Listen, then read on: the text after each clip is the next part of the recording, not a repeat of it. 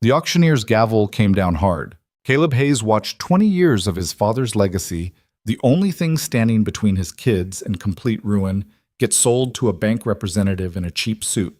But across town, in a glass tower that scraped the sky, Victoria Kane was making an announcement that would shatter her carefully constructed world. She was buying a husband, not for love, for survival. And the man she'd choose would be the last person anyone expected, a broke mechanic with calloused hands and two kids who didn't know their electricity might get shut off tomorrow. This is a story about what happens when desperation wears a billion-dollar suit and when pride is all you have left to bargain with. If you're watching from anywhere in the world, hit that like button and drop your city in the comments. Let's see how far this story travels. Now let's begin. The fluorescent lights in the county courthouse hummed with the kind of persistence that made Caleb's headache worse. He sat in the back row of the auction room, hands clasped between his knees, staring at the scuffed linoleum floor like it held answers. It didn't. Nothing did anymore. Lot 47, the auctioneer droned. Hayes Auto Repair, 1247 Route 9, including all tools, equipment, and real property. Starting bid, $75,000.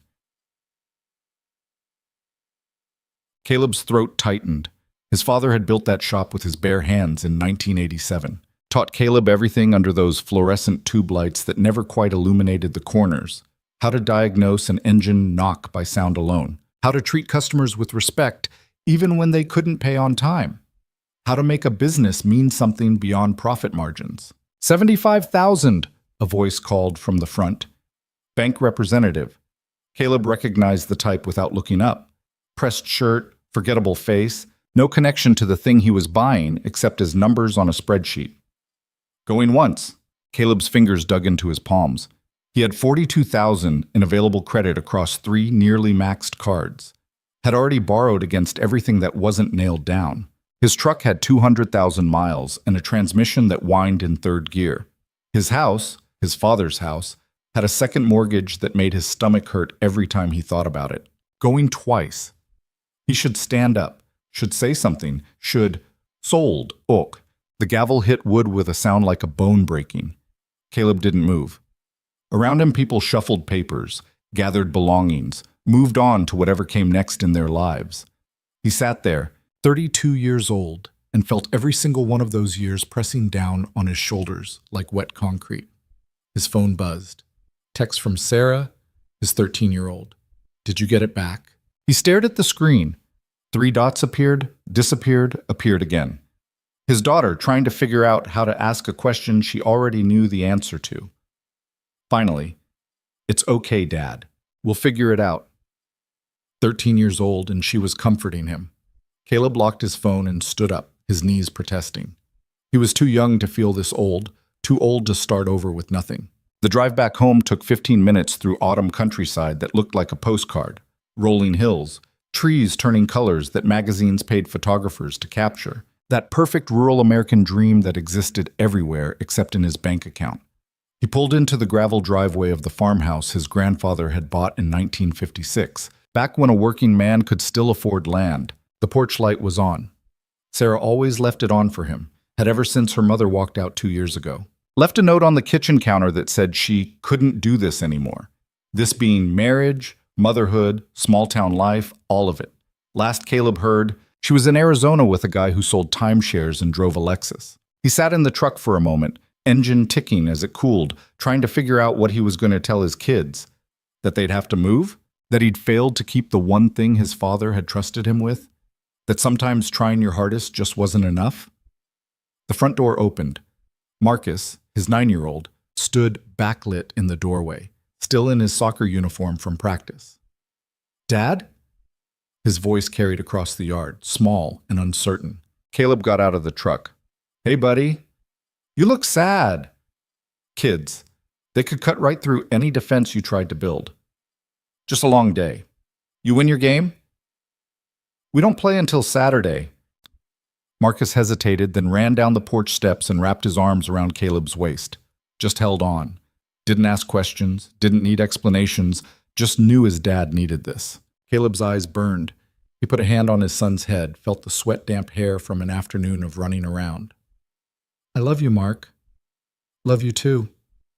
Sarah appeared in the doorway, backlit like her brother had been, but her silhouette was all sharp edges and defensive posture. She was 13, going on 30, had been forced to grow up too fast when her mother left. I made spaghetti. The sauce is from a jar, but I added the Italian seasoning like Grandpa used to. That sounds perfect. They ate dinner at the kitchen table that wobbled unless you put a folded napkin under the short leg. Caleb listened to Marcus talk about soccer, about how Tyler Morrison had scored 3 goals at practice, and how their coach said Marcus had good instincts for defense. Watched Sarah push pasta around her plate, not eating much, worrying in that way she did where she carried everything inside until it was about to break her. After dinner, after Marcus went to bed still chattering about soccer, Caleb found Sarah in her room, sitting at her desk with her homework untouched, staring at her phone. "You okay?" he asked from the doorway. "Are we going to lose the house?" No point lying to her. She was too smart for that. "I don't know yet. Maybe. Probably." Sarah nodded, jaw tight. She had her mother's eyes, but her father's stubbornness. "What are you going to do?" "Find work. There's other shops, You hate working for other people." "Doesn't matter what I hate. Matters what pays the bills." She turned to look at him, and the expression on her face made him feel like he was the child, and she was the parent. "Mom left because you wouldn't give up on the shop. You worked 80 hours a week trying to save it, and she said you cared more about dead metal than your family." The words hit like a fist. I'm not saying she was right." Sarah's voice cracked. "I'm saying you already sacrificed everything for that shop, and you still lost it. So maybe it's okay to let it go now." Caleb sat down on the edge of her bed, suddenly exhausted in a way that went deeper than muscle and bone. "Your grandfather built that place from nothing. He trusted me to keep it going." "Grandpa's dead, Dad, and he wouldn't want you killing yourself for bricks and mortar. It's not just—" He stopped. Didn't know how to explain that the shop was the last thing tying him to a version of himself that had felt competent, capable, like he was building something instead of just surviving. Sarah came over and sat next to him, leaned her head against his shoulder the way she used to when she was little, before she decided she was too grown up for that kind of thing. "We'll figure it out," she said quietly. "We always do." Caleb put his arm around her and didn't say that he had no idea how. 300 miles away, in a city where the buildings competed to touch the sky and won, Victoria Kane stood at the floor-to-ceiling windows of her corner office and looked down at people who appeared the size of ants. She was 30 years old, 5'6" in bare feet, and controlled a business empire worth $4 billion. Forbes had called her a ruthless corporate strategist. Bloomberg had labeled her the Ice Queen of Tech. She'd been on the cover of Time magazine with the headline, "The Woman Who Wins Everything." What they didn't know, what no one knew, was that she was about to lose it all. "You can't be serious." Natalie Chen, her CFO and the closest thing Victoria had to a friend, stood near the desk with a tablet clutched in her hands. "A marriage contract? Victoria, this is insane. It's strategic." Victoria didn't turn from the window. Below, traffic moved in patterns that looked chaotic up close but made sense from a distance. Everything made sense from a distance. "It's desperate."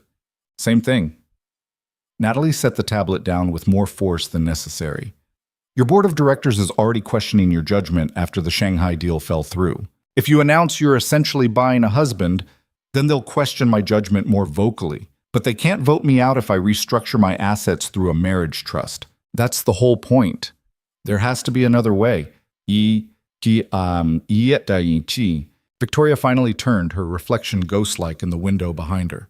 She was wearing what she always wore. Tailored suit in charcoal gray, minimal jewelry, hair pulled back so severely it gave her headaches. Armor disguised as fashion. "David Carmichael owns 23% of my company. He's convinced 3 other board members to side with him. That's 41%.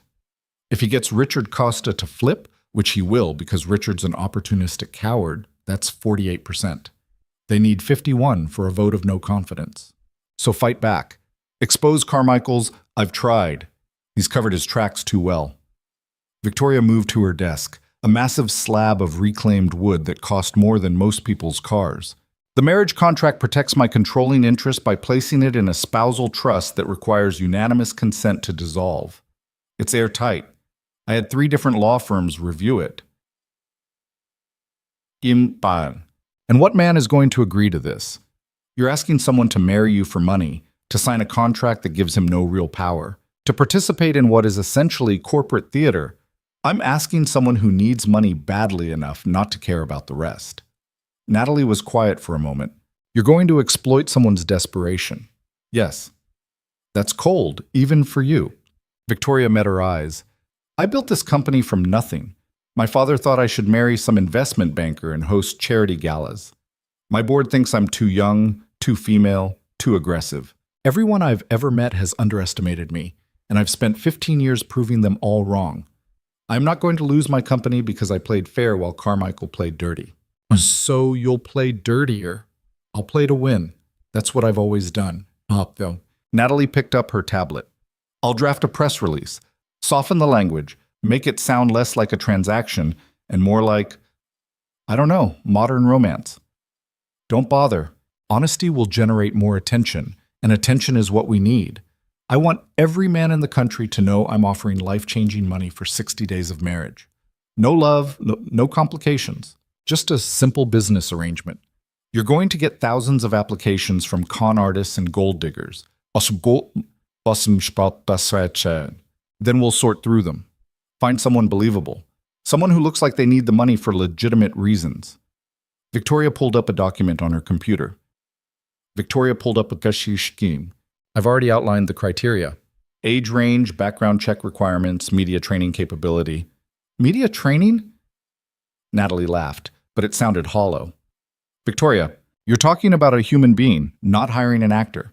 I'm hiring someone to play a role. That's exactly what this is. Natalie headed for the door, then stopped. What happens after 60 days? When the contract expires and you've restructured your assets? He gets paid. We divorce. I keep my company. And you don't think you'll feel anything 60 days living with someone, pretending to be married? I won't have to pretend very hard.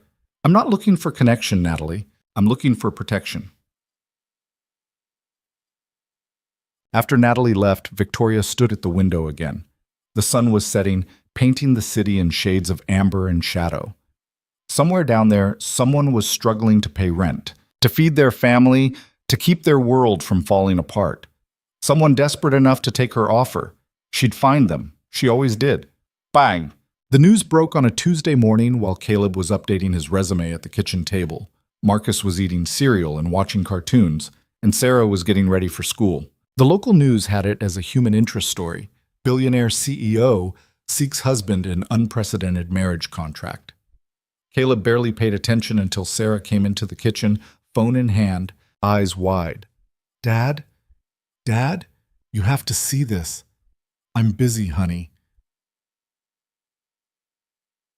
No, seriously. She thrust the phone at him. This woman is offering $5 million for a 60-day marriage. It's all over social media. Caleb glanced at the screen, saw a photo of a woman in a business suit, expression cold and controlled, standing in what looked like a corporate boardroom. The headline read, Victoria Kane's shocking proposal, real marriage, real money, no romance. That's insane, he muttered, handing the phone back. She's looking for someone real, someone who needs the money for honest reasons. Sarah was reading from the article. It says here she wants to meet candidates in person, that she's looking for authenticity, not actors or models. Sarah, stop. $5 million, Dad. It's a publicity stunt. What if it's not? She sat down across from him, and the look on her face was so earnest it hurt. What if you applied? What if absolutely not? We're about to lose the house. You said yourself you don't know how we're going to pay rent anywhere else on what you'd make working for someone. I am not prostituting myself to some rich woman for money. The word hung in the air, harsh and ugly. Marcus looked up from his cereal, eyes confused. Sarah's expression hardened. It's a marriage contract, not prostitution. It's legal. It's temporary. And it would solve every single problem we have. It would solve nothing. You think money fixes what's broken in this family? I think money pays for electricity and food and keeps a roof over our heads. Caleb stood up, the chair scraping loud against the floor. We're not having this conversation. Because you're too proud? Because I have dignity. Dignity doesn't feed us. Sarah's voice cracked. She was crying now, angry tears that she swiped away furiously. You always do this. You always choose pride over practical. And we're the ones who suffer for it. Mom left because of it, the shop's gone because of it, and now we're going to end up homeless because you're too stubborn to even consider that's enough. It's not enough. It's never enough with you. She grabbed her backpack and stormed out, the front door slamming behind her. Marcus set down his spoon. Is Sarah right? Are we going to be homeless? Caleb closed his eyes. Nobody. We're going to be fine. You keep saying that, but you look scared. I'm not scared. You look like it. Caleb sat back down, pulled his son close. I'm worried. That's different from scared. But worry is my job, not yours. Your job is school and soccer and being 9 years old. Marcus was quiet for a moment. Then, if you married that lady, would we have to move? Benmint. I'm not marrying her. But if you did, it's not going to happen. But if... Marcus. Caleb kept his voice gentle. Sometimes grown-ups have to make hard choices. And those choices aren't always about money. They're about what kind of person you want to be, what kind of example you want to set. You understand? Besiti. Ma desaitum. Marcus nodded, but Caleb could see he didn't. How could he? At 9 years old, morality was simple, right and wrong, black and white. He didn't understand the gray areas where desperation lived. After Marcus left for school, Caleb sat alone in the kitchen and pulled up the article on his laptop. Read it properly this time. Victoria Kane, 30 years old, CEO of Kane Technologies. Self-made billionaire. No criminal record, no scandals, no obvious red flags except for being nicknamed the Ice Queen and having a reputation for ruthless business tactics. The article included quotes from her press conference. I'm looking for someone real, someone who needs this opportunity for legitimate reasons. This is a legal, contractual arrangement with clear terms and fair compensation. I'm not interested in romance or companionship. I'm offering a business proposition to someone who needs it. $5 million. Caleb closed the laptop. It was insane, degrading.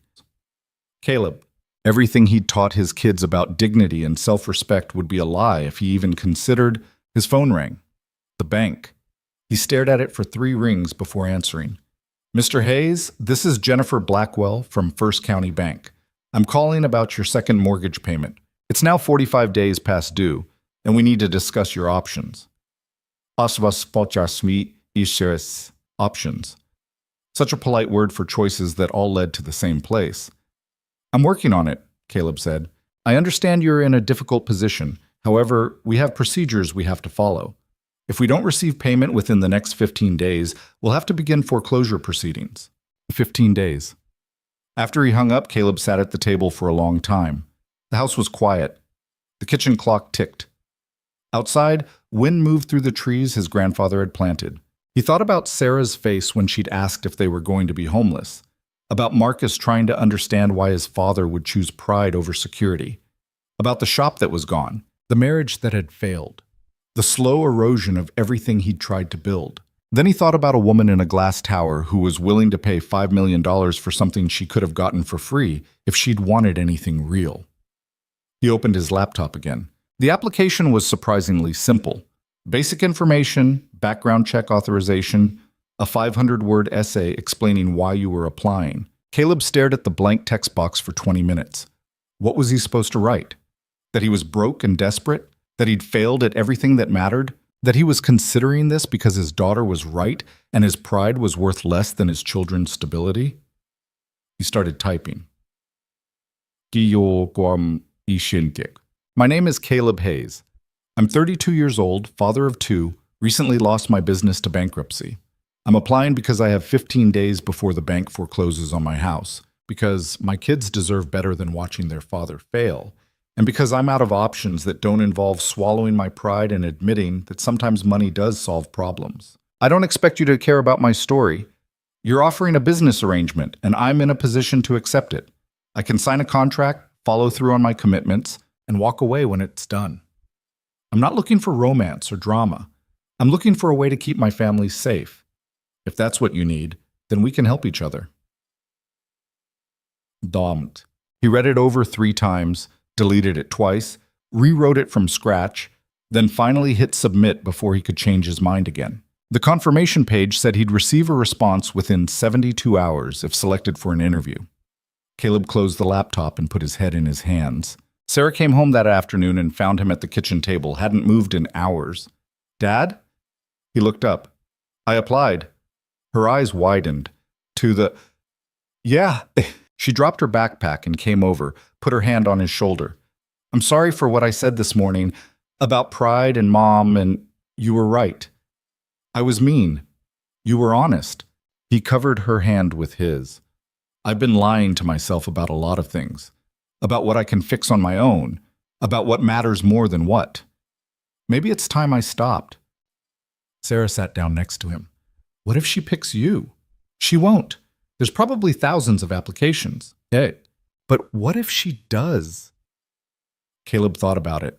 About leaving this house, these kids, for 60 days. About living some kind of pretend life with a stranger who saw him as a transaction. About coming back with enough money to start over, to give Sarah and Marcus the stability they deserved. Then I guess we'll find out what $5 million of dignity costs. Victoria reviewed applications in her office late into the night. Natalie had set up a filtering system, background checks first, then financial verification to confirm the applicant actually needed the money, then a preliminary review of the personal essays. Out of 43,000 applications in the first 24 hours, the system had flagged 217 as potentially viable candidates. Victoria was reading through them herself, looking for something she couldn't quite articulate. Authenticity, maybe. Desperation wrapped in honesty. Most were what she expected. Sob stories that felt rehearsed, financial troubles that were self-inflicted, essays that read like they'd been workshopped by committee. She rejected them quickly, efficiently, the same way she evaluated quarterly reports. Then she got to number 86. "My name is Caleb Hayes. I'm 32 years old, father of 2, recently lost my business to bankruptcy." Victoria read it twice.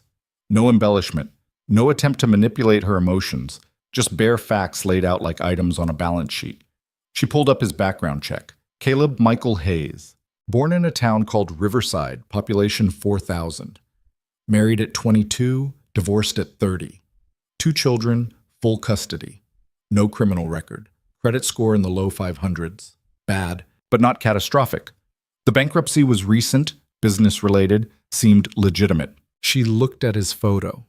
Driver's license picture, so not flattering, but it showed a man with tired eyes and a face that hadn't been touched by anything resembling luxury. Work-worn hands visible even in the photo, the kind of person who'd never set foot in a building like hers.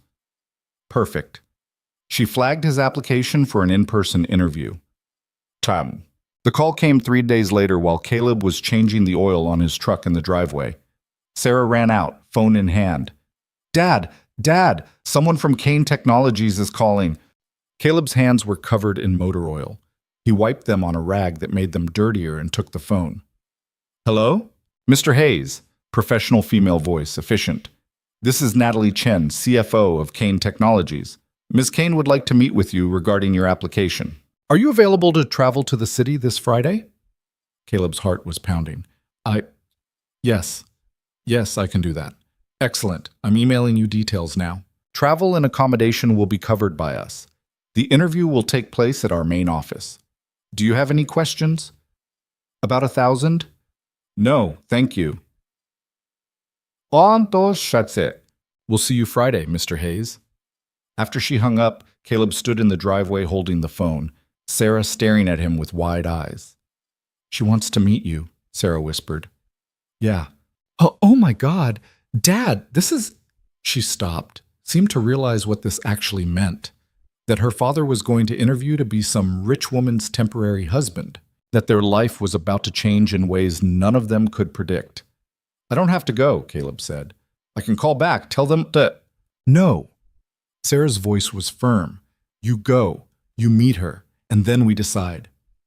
That night, Caleb lay awake in bed, staring at the ceiling.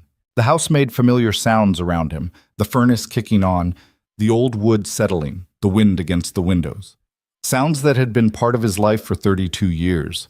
In 2 days, he'd walk into a world so foreign it might as well be another planet. He'd sit across from a billionaire and negotiate selling 60 days of his life.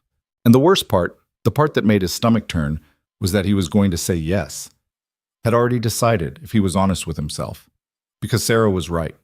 Because Marcus deserved better. Because sometimes dignity was a luxury you couldn't afford. He thought about his father, wondered what the old man would say. Probably something about keeping your integrity, about how money earned dishonestly was worth less than poverty earned clean. But his father had never been 45 days from foreclosure with 2 kids depending on him. Caleb turned over, pulled the blanket up, and tried not to think about Friday. Tried not to imagine what kind of woman looked at human beings and saw business opportunities. Tried not to wonder what he was walking into, and whether $5 million was enough to make him forget what it cost. Sleep didn't come until after 3 in the morning, and when it did, it was restless and full of dreams he couldn't remember when he woke. Friday was coming. And with it, the end of everything he thought he knew about who he was. The train ride took 4 hours through countryside that gradually gave way to industrial zones, then suburbs, then the city itself rising like something out of a different century. Caleb sat by the window with his duffel bag at his feet and watched America transform from fields to concrete. He'd borrowed a suit from Mike Patterson, who owned the hardware store in Riverside and was roughly the same size. The jacket was a little tight in the shoulders, the pants a little short, but it was better than showing up in jeans and work boots. Sarah had made him practice what to say. Marcus had made him promise to bring back a picture of the tallest building. Neither of them had mentioned what would happen if this actually worked. The hotel they'd booked him into had a lobby with marble floors and a chandelier that probably cost more than his truck. Caleb checked in with a credit card that had maybe $300 of available credit left, felt like an imposter the entire time. The receptionist smiled at him with professional politeness that didn't reach her eyes. She could tell he didn't belong here. His room was on the 14th floor. He'd never been higher than 3 stories in his life. The window looked out over the city, buildings stacked against buildings, light starting to come on as evening settled in. Somewhere down there, Victoria Kane was in her glass tower reviewing his file, deciding if he was worth her time. Caleb took a shower in a bathroom that had heated floors and water pressure that felt like a massage.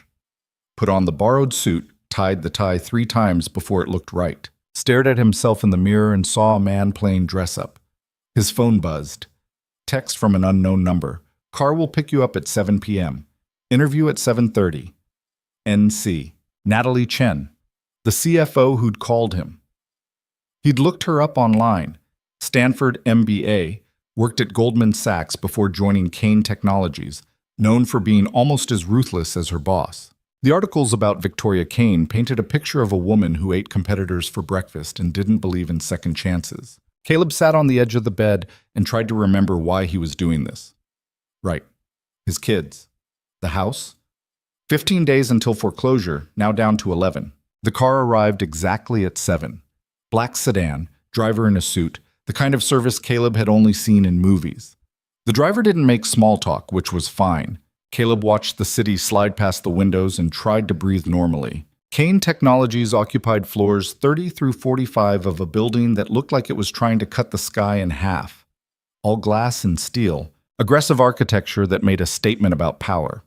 Caleb followed the driver through a lobby where his footsteps echoed on polished stone, into an elevator with mirrors on all sides that reflected his inadequacy from every angle. The elevator didn't have buttons. The driver scanned a card and they started rising, smooth and fast enough that Caleb's ears popped. Floor numbers ticked past on a display, 20, 25, 30, 35. The city shrank below them until it looked like a circuit board, all lights and patterns. They stopped at 45, top floor. The doors opened onto a reception area that was all clean lines and expensive art. A woman sat behind a curved desk, young and polished, wearing the kind of clothes that cost more than Caleb's mortgage payment. "Mr. Hayes," she said, standing. "Ms. Kane is ready for you. Follow me, please." They walked down a hallway with floor-to-ceiling windows on one side. The city sprawled out like something you could own if you had enough money. The woman stopped at a door, knocked once, opened it. "Mr. Hayes," she announced, then stepped aside. Caleb walked into an office that was bigger than his living room and kitchen combined. More windows. A desk that looked like a sculpture, and behind it, standing with her back to him, looking out at the city like she owned it. "Mr. Hayes." Victoria Kane turned, and Caleb's first thought was that the photos hadn't prepared him for how precise she was. Everything about her was controlled, the way she stood, the way she looked at him, the way she gestured to a chair. "Please, sit." He sat. The chair was leather and probably cost more than his truck. Victoria didn't sit. She stayed standing, studying him with the same expression he imagined she used to evaluate quarterly reports. "You came. Basmakis Tokoki Amasin. You paid for the ticket." A lot of people would have taken the free hotel room and skipped the interview. "I'm not a lot of people." "No." She moved to her desk, finally sat down. "You're a 32-year-old mechanic with 2 children, a failed marriage, and a business that went bankrupt 6 weeks ago. You owe $78,000 to various creditors. You're 45 days behind on your second mortgage, and according to your bank statements, you have $417 in available assets." Caleb's jaw tightened. "You were thorough." "I'm always thorough. That's how I built a $4 billion company before I turned 30. Congratulations." "You don't sound impressed." "I'm not here to be impressed. I'm here because you offered $5 million for something I can provide." Victoria leaned back in her chair, something that might have been amusement flickering across her face. "And what do you think you're providing, Mr. Hayes?" "A husband. Temporary. Legal. Whatever you need for your corporate strategy sheet." "You read the coverage." "Enough of it. And you don't find this degrading, selling yourself for money?" Caleb met her eyes. "You're buying a service. I'm providing it. People trade time for money every day. This is just more honest about it. Most people don't trade marriage. Most people aren't desperate enough." "Yes." The words hung in the air between them.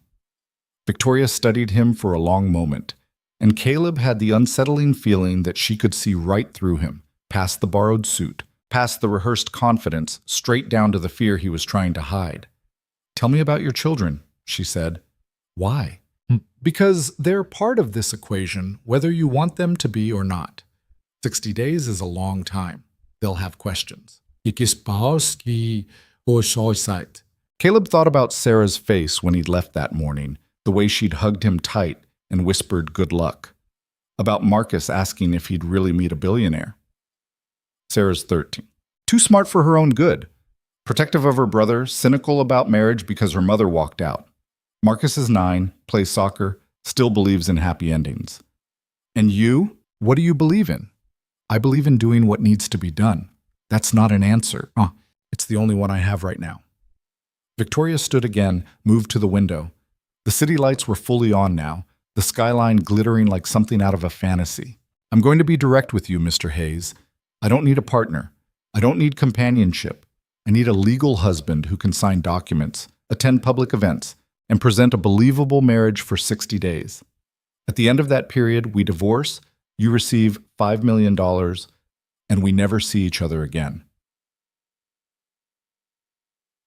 Sounds simple. It won't be. She turned to face him. "The media will dissect every moment. My competitors will look for any sign of fraud. You'll have to live in my apartment, attend social functions, convince people who make their living reading body language that we're legitimate. I can do that. Can you? You're a mechanic from a town of 4,000 people. My world operates on rules you don't know and social dynamics you've never encountered. Then teach me. It's not that simple. Nothing about this is simple." Caleb stood, suddenly tired of being looked down at. "You want honest? I need this money. My kids are 11 days from losing their home. I failed at everything I tried to build, and this is the only option I have left that doesn't involve dragging my family into worse poverty. So yes, I'll learn your rules. I'll smile for cameras. I'll sign whatever papers you need. Because $5 million is enough to give my children a future, and I've already sacrificed everything else trying to provide one." Victoria was quiet for a moment, then, "Your application said you weren't looking for romance or drama." "I'm not?" "Good, because I don't have room for either." She moved back to her desk, pulled out a folder. "This is the contract. 60 pages, written by the best lawyers money can buy. You'll need to have your own attorney review it." "I don't have an attorney, Etasus." "Then I'll provide one. Independent, paid by me, but working for you. I want this airtight, which means you need to understand exactly what you're signing. Caleb took the folder. The weight of it felt significant. When would this start? If you agree to terms, immediately. This weekend. My board meets Monday morning, and I need the marriage certificate filed before then. This weekend? I told you it wouldn't be simple. So, Caleb opened the folder, scanned the first page. Legal language that might as well have been another language. What about my kids? They stay in Riverside. You'll have supervised video calls daily, in-person visits every other weekend. That's non-negotiable. I can't have children in my apartment disrupting the performance. Something cold settled in Caleb's chest. Performance. Yes, that's what this is, a performance of marriage for legal and strategic purposes. Right. He closed the folder. I need to think about it. You have until tomorrow morning. The attorney will meet you at your hotel at 9 a.m. If you sign, we proceed. If you don't, you go home. And I select another candidate. There are other candidates? 27 that made it to final review. You're the most convincing, but not the only option. Caleb nodded slowly. Anything else? Yes. Victoria's expression shifted, became harder. If you do this, you follow my rules completely. No surprises, no improvisations, no emotional complications. I've built my entire life on control, Mr. Hayes. I don't tolerate variables I can't predict. Understood. I don't think you do, but you will. The driver took him back to the hotel in silence. Caleb sat in the back seat with the contract folder on his lap and watched the city slide past. All those lives stacked on top of each other in buildings that reached for something beyond reach. In his hotel room, he called Sarah. She answered on the first ring. Dad? How did it go? It went. He sat on the edge of the bed, suddenly exhausted. She offered me the contract. And? And I have until tomorrow morning to decide. Sarah was quiet for a moment. What's she like? Caleb thought about Victoria Kane standing at her window, looking out at a city she'd conquered, talking about marriage like it was a quarterly earnings report. Cold, precise. Everything you'd expect from someone who built a billion-dollar company before 30. Do you like her? This isn't about liking her. I know, but... Sarah. Caleb's voice was gentle. This is a business arrangement. She was very clear about that. No emotions, no complications. Just 60 days of pretending to be married so she can protect her assets. That's so weird. Yeah. But you're going to do it. Not a question. I don't know yet. Dad, come on. We both know you're going to say yes. You didn't come all this way to say no. She was right, and they both knew it. Caleb looked at the contract folder sitting on the desk. If I do this, you and Marcus stay with Mrs. Patterson. Daily video calls, visits every other weekend. I'd be gone for 2 months. We'll be fine. Sarah. Dad, we'll be fine.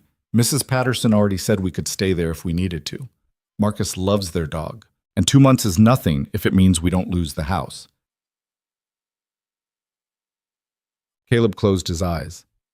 13 years old and already so pragmatic. When did you grow up? Around the time Mom left and I had to learn how to make dinner. I'm sorry. Don't be. Just take the deal. Sign the contract. Do what you have to do so we can stop worrying about money for 5 minutes. After he hung up, Caleb ordered room service, a burger that cost $32 and tasted like cardboard, and sat at the desk reading the contract. Most of it was exactly what Victoria had said. Terms of marriage, division of assets, public appearance requirements, grounds for termination, confidentiality clauses. But there were sections that made his stomach turn. Section 7.3, Physical Contact. The parties agree to engage in appropriate physical contact, hand-holding, brief embraces, etc., as necessary to maintain public perception of legitimate marriage. All such contact will be initiated with verbal consent and limited to public settings. Section 9.2, Cohabitation. Party B, Caleb Hayes, will reside in Party A's, Victoria Kane, primary residence for the duration of the contract period. Separate bedrooms will be maintained. Party B agrees to respect Party A's privacy and personal space. Section 11.1, Termination. Either party may terminate this agreement early under the following conditions. A. Material breach of contract terms. B. Public revelation of the arrangement's true nature. E. Mutual consent. Early termination will result in prorated payment based on days completed. It was all there in black and white. A marriage reduced to clauses and subsections, romance translated into legal obligations. Caleb had never felt more like a commodity. He slept poorly, woke up at 6, and couldn't fall back asleep. The attorney arrived at 9 a.m. exactly.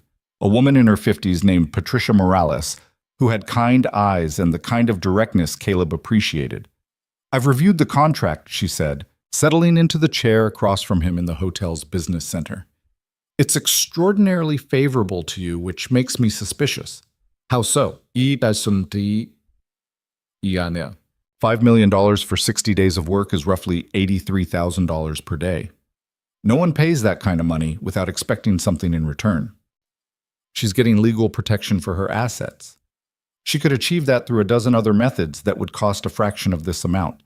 So the question is, why this? Why you? Caleb shook his head. "I don't know." "Then let me speculate. Victoria Kane is known for being strategic to the point of ruthlessness. She doesn't make moves that don't serve multiple purposes. This marriage protects her assets, yes.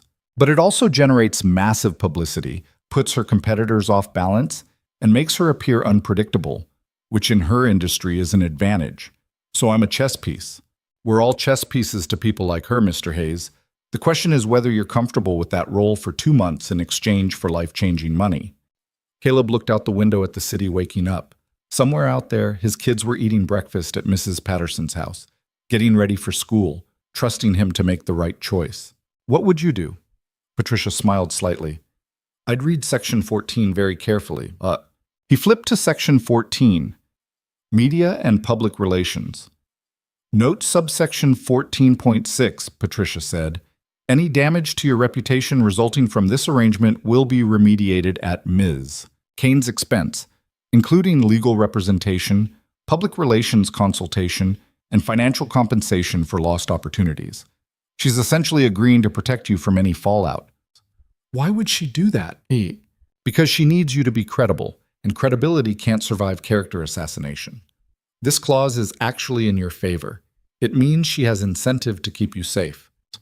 Caleb read through the section again. Patricia was right.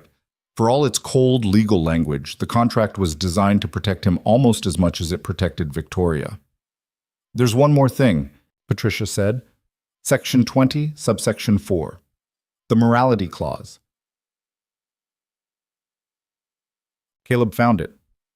Party B agrees to conduct himself in a manner befitting a spouse of Party A, including but not limited to maintaining personal integrity, avoiding illegal activities, abstaining from relationships with third parties, and protecting the confidential nature of this arrangement. Standard language, Patricia continued, but pay attention to the reciprocal clause in 20.5. She's held to the same standards. This isn't one-sided servitude, Mr. Hayes. It's a mutual agreement with mutual obligations. So what's your recommendation? Patricia closed her own copy of the contract. My recommendation is that you think very carefully about whether you can live with yourself after this. Not financially, obviously the money solves your immediate problems. But personally, can you spend 60 days married to someone who sees you as a business asset and still recognize yourself in the mirror? It was the question Caleb had been avoiding since he first filled out the application. "I don't know," he admitted. "Then maybe you shouldn't sign." But he did. 3 hours later, after Patricia had negotiated 2 small changes to the visitation schedule with his children and added a clause protecting his custody rights in case of disputes, Caleb signed on page 60, initialed every section, and watched Patricia witness it with a signature that looked like it had ended 1,000 contracts before this one. "It's done," she said quietly. "You're legally committed." Mas sakike saturi. Caleb stared at his signature still drying on the page. Caleb Michael Hayes, selling 60 days of his life to a woman he'd met once. His father would have been ashamed. His ex-wife would have said it proved she was right about him. His kids would have to live with the consequences of having a father who'd done this. But they'd also have a house, and food, and a future that didn't include watching the bank take everything. "What happens now?" he asked. "Now Ms. Kane's team takes over. You'll be married tomorrow morning in a private ceremony, press announcement goes out tomorrow afternoon, and you move into her apartment tomorrow evening. They'll handle everything, media training, wardrobe, scheduling. Your job is to show up and follow instructions. That simple? Nothing about this is simple, Mr. Hayes, but yes, that's the process. Patricia left him with a copy of the signed contract and a handshake that felt like condolence. Caleb sat alone in the business center holding 60 pages of his future, trying to figure out if he'd just saved his life or sold it. His phone buzzed. Text from Victoria. Signed? He typed back, yes. 3 dots appeared, disappeared, appeared again. Then, car picks you up at 8 a.m. tomorrow. Bring nothing you can't carry. Everything else will be provided. Caleb looked around the hotel room that had been his sanctuary for one night. Tomorrow, he'd be living in a billionaire's apartment, pretending to be her husband, performing a marriage that had nothing to do with love and everything to do with corporate strategy. He called Sarah. I signed it, he said when she answered. Oh my God, Dad, really? Really? She was quiet for a moment, then, are you okay? I will be. That's not what I asked. Caleb closed his eyes. No, I'm not okay, but I will be, eventually. When do you start? Tomorrow. We get married tomorrow morning. Married? Sarah's voice was strange. That's so weird. You're getting married to someone you don't even know. It's not a real marriage? It's legal, though, right? The contract said it's a legal marriage. Legally real, emotionally fake. That's super weird, Dad. I know. Marcus's voice came on, distant and excited. Dad, Sarah says you're getting married. Does that mean we have a new mom? Caleb's chest tightened. No, buddy, it's complicated. It's for work, like a job. You're getting married for a job? Kind of. That doesn't make sense. I know it doesn't, but I need you to trust me, okay? This is going to help us. It's going to mean we don't have to move, and you can keep playing soccer, and Sarah can stay at her school. Because of the money? Yeah, because of the money. Marcus was quiet for a moment. Then, is she nice? The lady you're marrying? Caleb thought about Victoria standing at her window, talking about control and performance and variables she couldn't predict.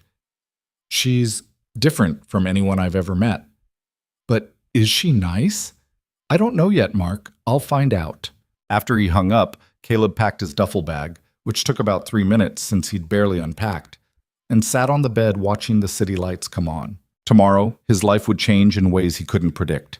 Tomorrow, he'd stand next to a woman he didn't know, and promise things he didn't mean in front of witnesses who were paid to be there. Tomorrow, he'd become something he never thought he'd be, a husband for hire. His phone buzzed again. Text from an unknown number. This is Natalie Chen. Tomorrow, black suit, white shirt, simple tie. Car at 8 a.m. Ceremony at 9. Press conference at 11. You'll move into Victoria's apartment at 2 p.m. Questions? Caleb typed back. No questions. Actually, he had about 1,000 questions, but none that Natalie Chen could answer. He lay awake most of the night, watching the shadows move across the ceiling, trying to imagine what tomorrow would feel like.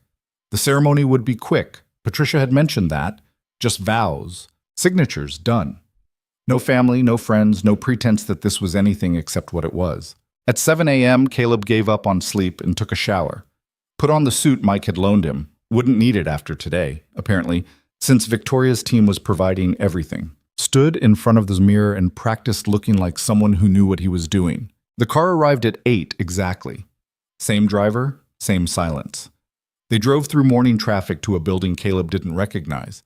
Underground parking, elevator to the 15th floor. A private office, expensive and sterile, where a man in robes waited with paperwork spread across a desk. Mr. Hayes, the man said, standing, I'm Judge Morrison. I'll be officiating today. Where's Victoria? Ms. Kane will arrive shortly. Please, have a seat. Look. Caleb sat. The office had windows overlooking the city, morning light cutting through glass towers. He wondered if Victoria picked this place, or if someone on her team had arranged it. Wondered if she was nervous, if she had doubts, if she'd slept at all last night. The door opened. Victoria walked in wearing a suit that probably cost more than Caleb's truck, hair pulled back, expression neutral. She nodded to the judge, glanced at Caleb. "You're here," she said. "Where else would I be? Some people run." "I don't run." "Good." She moved to stand beside him, close enough that he could smell her perfume, something expensive and cold. "Let's get this over with." Judge Morrison cleared his throat. "We'll need 2 witnesses. I've arranged—" The door opened again. Natalie Chen walked in with another woman Caleb didn't recognize. Both looked uncomfortable, like they were attending something vaguely inappropriate. "Witnesses," Natalie said shortly. "Let's proceed." Geets. Judge Morrison opened a leather folder. "This will be brief. We're here to solemnize the marriage between Victoria Ann Kane and Caleb Michael Hayes. This is a legal and binding ceremony. Do you both understand?" "Yes," Victoria said. "Yes," Caleb echoed. "Do you, Victoria Ann Kane, take this man to be your lawfully wedded husband?" "I do." No hesitation, no emotion. Just 2 words delivered like items on a checklist. "Do you, Caleb Michael Hayes, take this woman to be your lawfully wedded wife?" Caleb looked at Victoria. She was staring straight ahead, jaw tight, everything about her radiating control. This was what he'd signed up for. This was the deal. "I do. By the power vested in me by the state, I now pronounce you husband and wife. You may sign the certificate." That was it. 30 seconds, and his life had changed. Caleb signed the marriage certificate with a pen that probably cost more than his weekly groceries, watched Victoria sign below him, then Natalie and the other woman as witnesses. "Congratulations," Judge Morrison said, but his tone suggested condolences. Victoria turned to Caleb. "We have a press conference in 90 minutes. My team will brief you in the car." "No kiss?" Caleb said before he could stop himself. Victoria's expression didn't change. "That's not in the contract."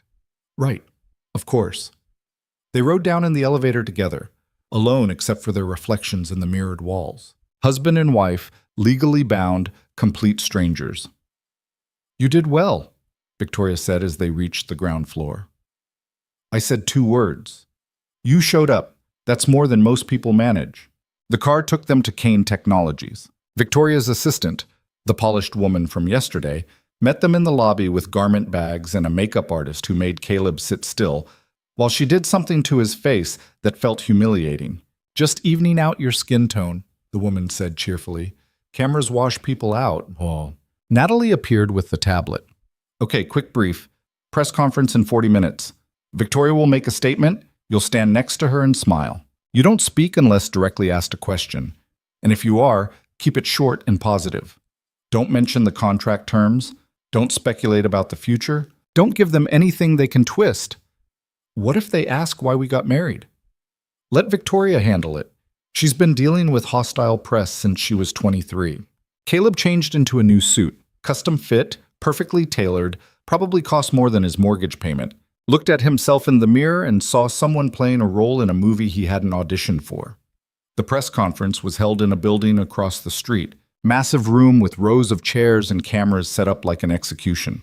Caleb stood backstage with Victoria while reporters filed in, their voices creating a low buzz of anticipation.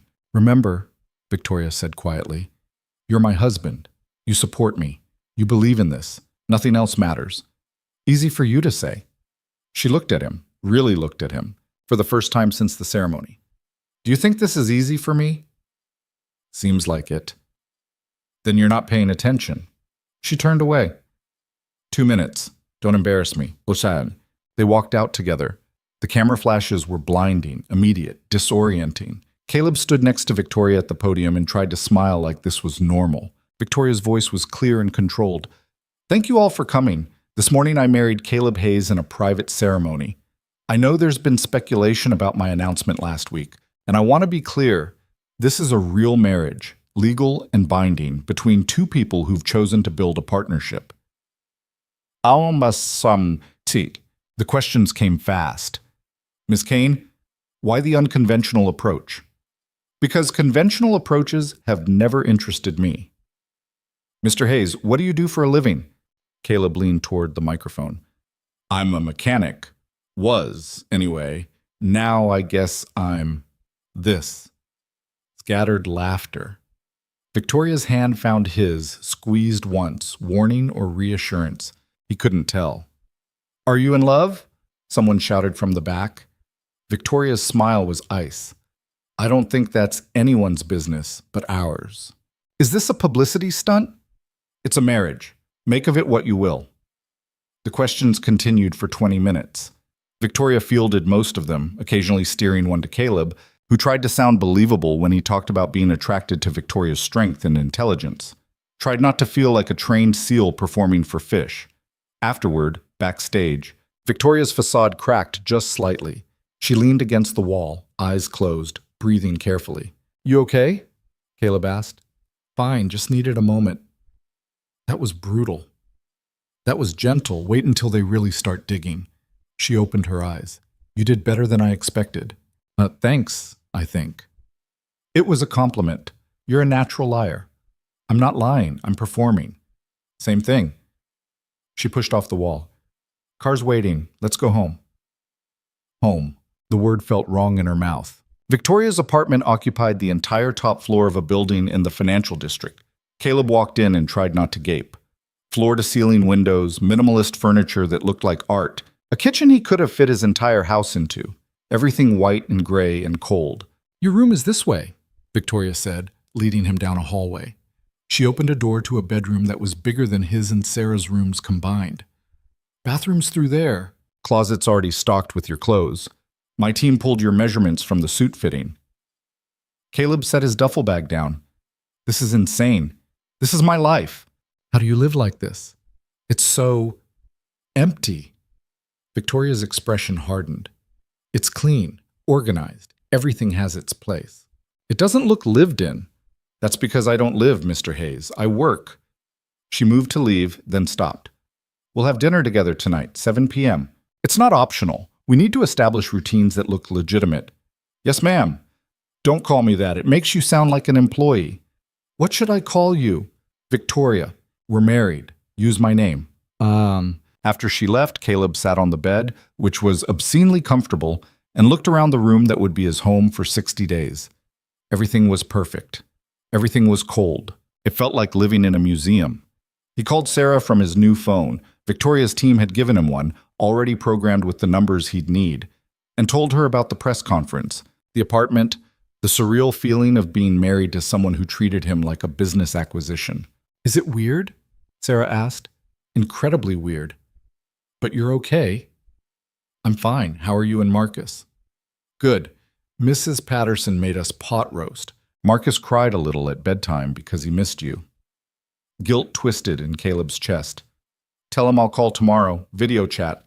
I want to see his face." "Okay, Dad?" "Yeah? I'm proud of you. I know this is hard."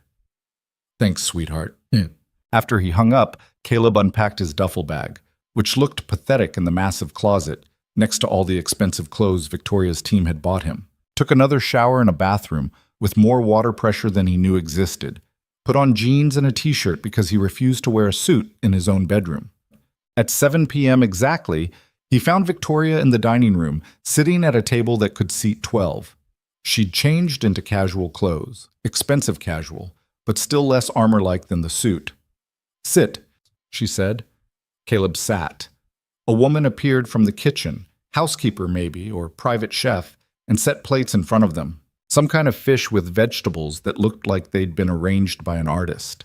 They ate in silence for a few minutes.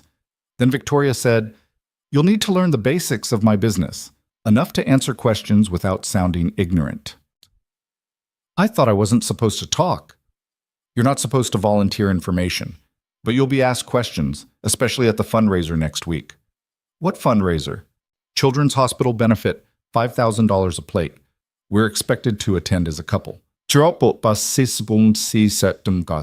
Caleb set down his fork.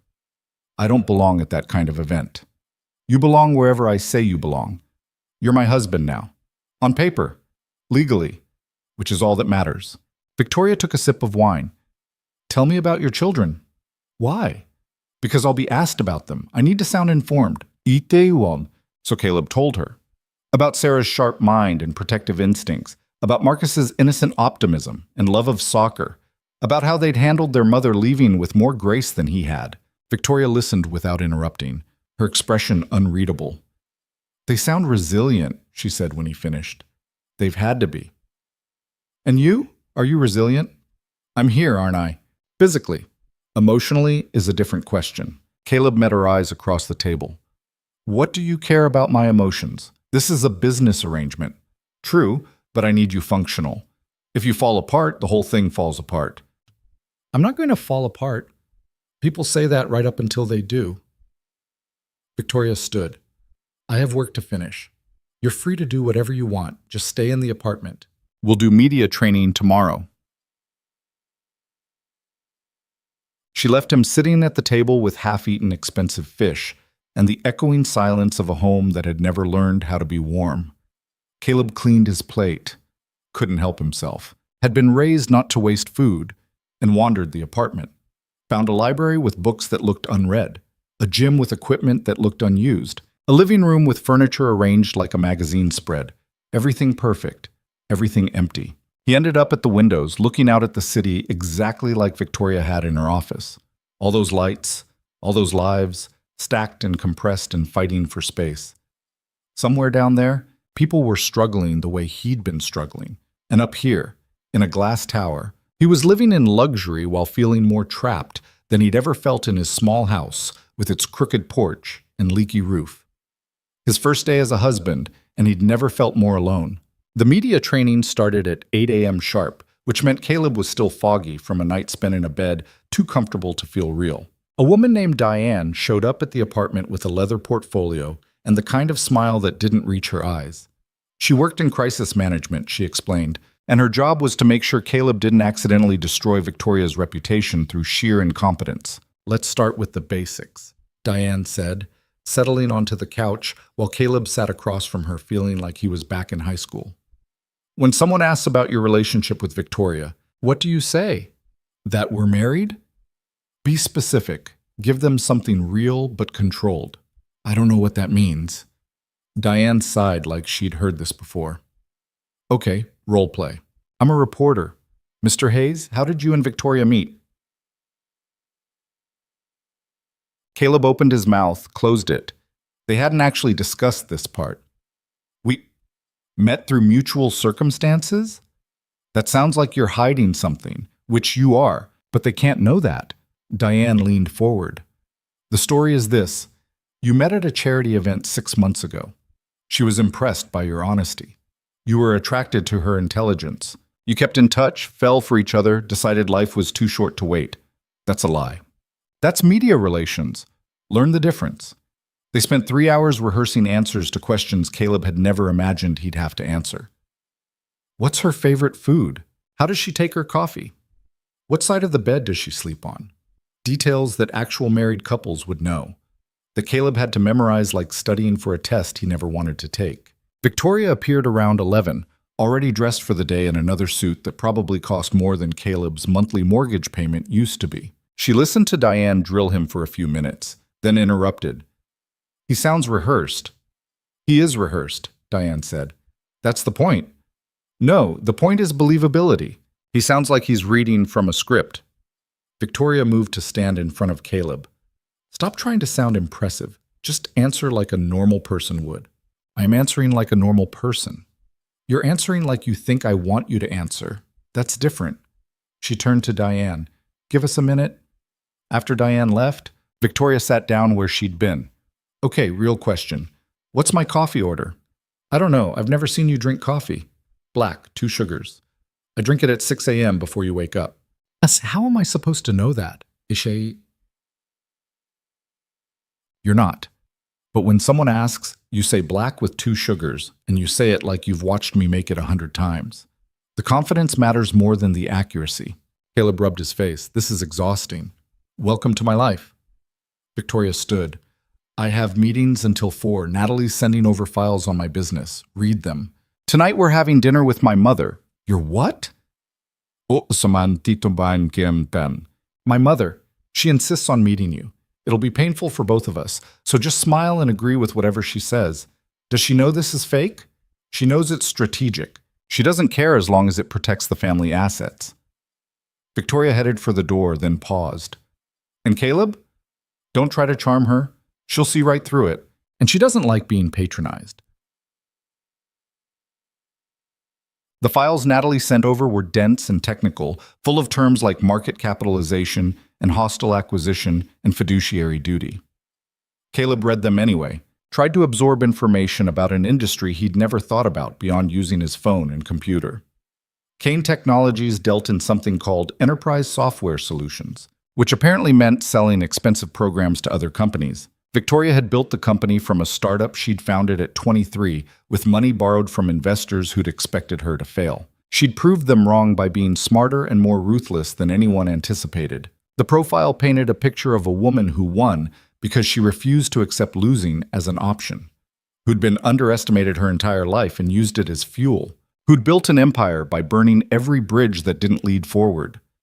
Caleb was still reading when his phone rang. Sarah, video call.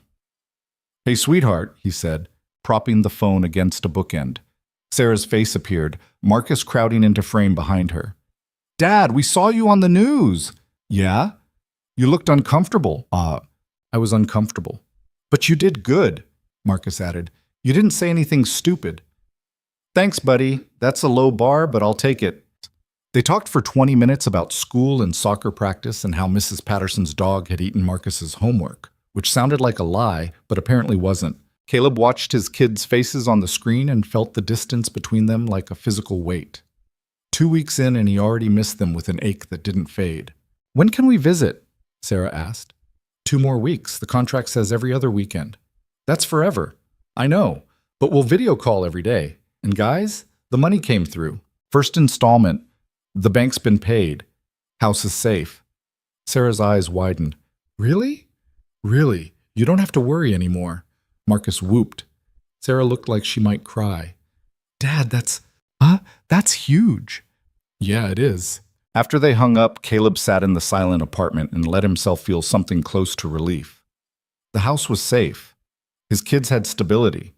Whatever degradation he was enduring here, it was buying them something real. Victoria's mother arrived at 7 p.m. in a town car, and an aura of judgment that preceded her through the door. Margaret Kane was 63, silver-haired, and dressed like she was attending a state dinner. She looked at Caleb the way someone might examine a used car they were considering not buying. So you're the mechanic, she said. Yes, ma'am. Don't ma'am me. I'm not that old. She swept past him into the dining room where Victoria was waiting. Victoria, darling, you look tired. Oh, hello, Mother. And thin. Are you eating? I'm fine.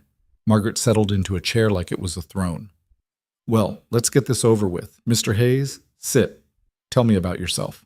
Dinner was 3 courses of tension served on china that probably cost more than Caleb's truck. Margaret asked questions designed to expose his inadequacy. What books had he read recently? What did he think of the current administration's economic policy? Had he traveled abroad? Caleb answered honestly, which seemed to surprise her more than impress her. At least you're not pretending to be something you're not, Margaret said over dessert. That's more than I can say for most of the men in Victoria's circle. Mother, Victoria said, warning in her voice. What? It's true. Those venture capital boys with their disruption talk and their casual billions, they're all performing. At least Mr. Hayes here seems genuine. His name is Caleb. He's my husband. Use it. Hey, Margaret's eyebrow raised. Touchy. Are you actually developing feelings for this arrangement? I'm developing a headache. Can we please just finish dinner? But Margaret wasn't done. She turned to Caleb. Why did you really marry my daughter? And don't give me that charity event nonsense. I read the contract terms. But see, Caleb set down his fork. Because I needed money to save my house and keep my kids fed. Because I was out of options. Because your daughter made an offer that solved my problems. Honest, good. Margaret took a sip of wine. And what do you think of her? Mother, I think she's brilliant and terrifying, Caleb said. I think she's built something extraordinary and she's willing to do whatever it takes to protect it. I think she doesn't trust easily and she probably has good reasons for that.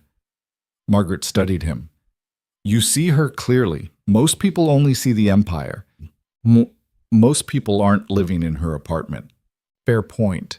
Margaret stood. Well, You'll do, I suppose. Better than I expected, anyway. Victoria, call me this week. We need to discuss the board situation. After Margaret left, Victoria poured herself a second glass of wine and sat back in her chair looking exhausted. That was fun, Caleb said. She likes you. That's unfortunate. Why unfortunate? Well, because now she'll expect this to last beyond 60 days, and I'll have to disappoint her again. Victoria drained half the glass. My mother wanted me to marry Preston Whitmore.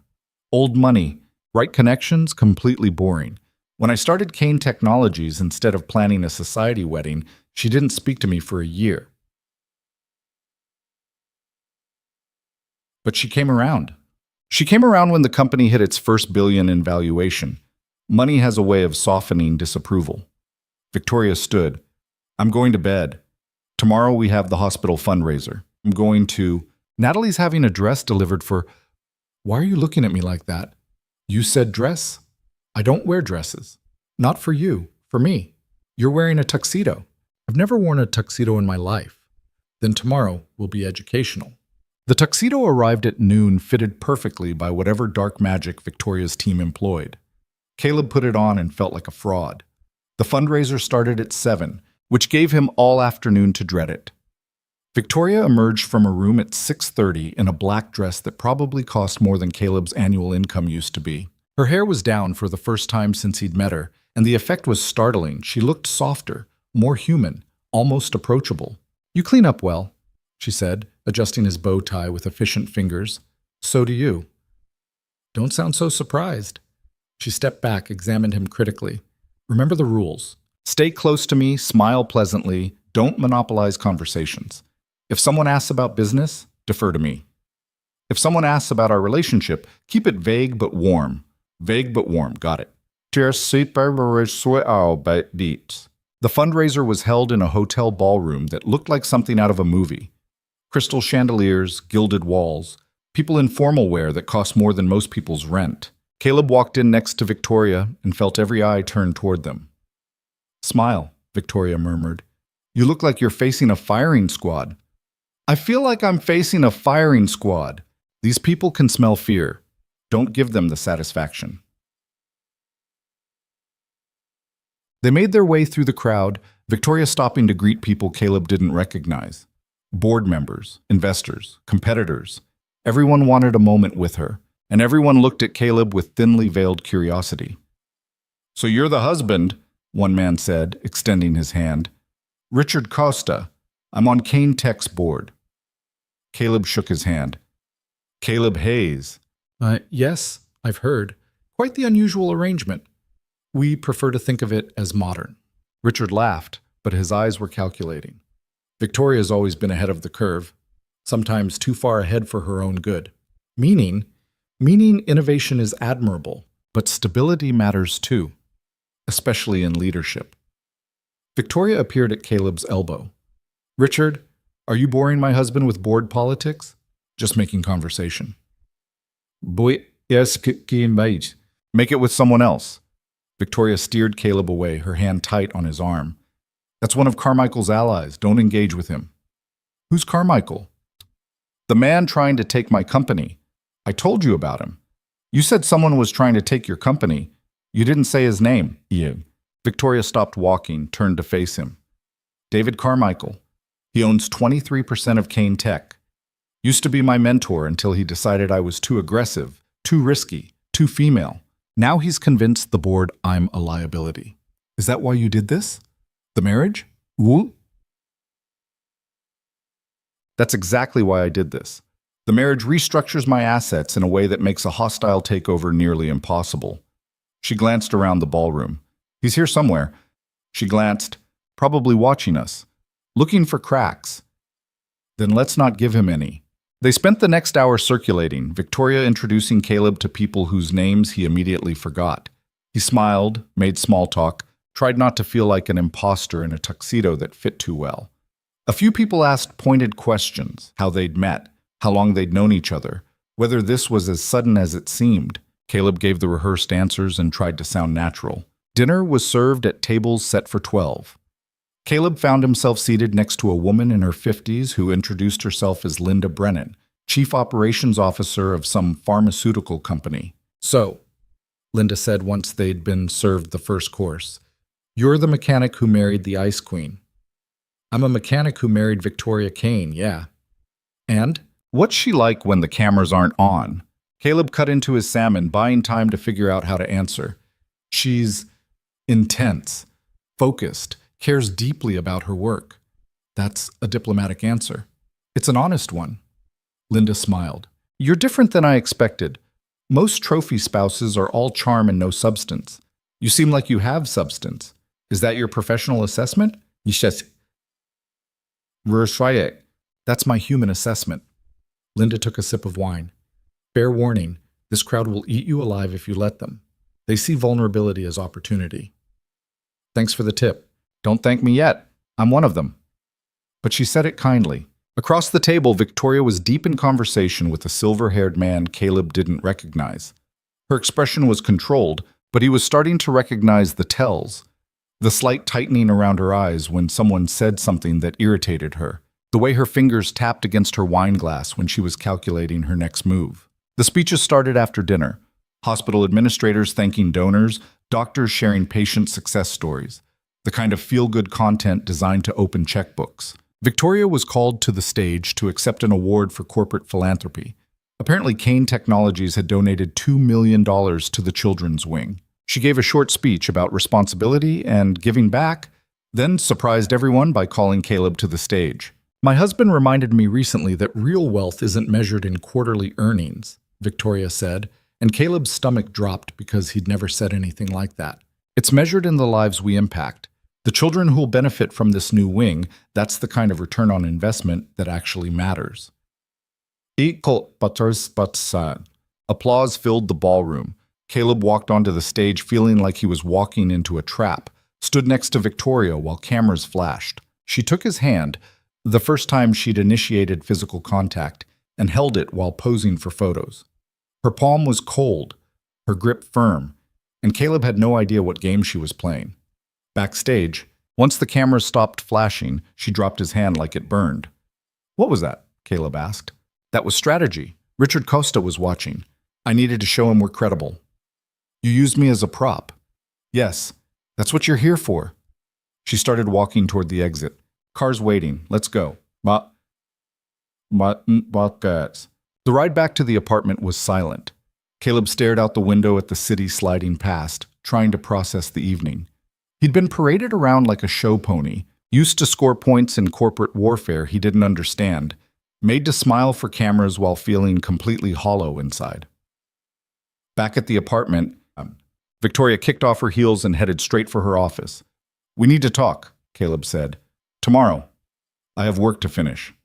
"Now." Victoria stopped, turned. "Excuse me? You don't get to use me and then dismiss me. I'm not your employee." "Actually, you are. That's exactly what the contract makes you. The contract makes me your husband. The contract makes you my temporary legal spouse in exchange for financial compensation. Don't romanticize it." Caleb took a step closer. "I'm not romanticizing anything, but if this is going to work, you need to treat me like a human being, not a chess piece. I treat you exactly how I treat everyone in my life, as assets that serve a purpose." "That's sad." Victoria's expression hardened. "I didn't ask for your pity." "Good, because I'm not giving it. I'm giving you basic respect, which is apparently more than you know how to receive."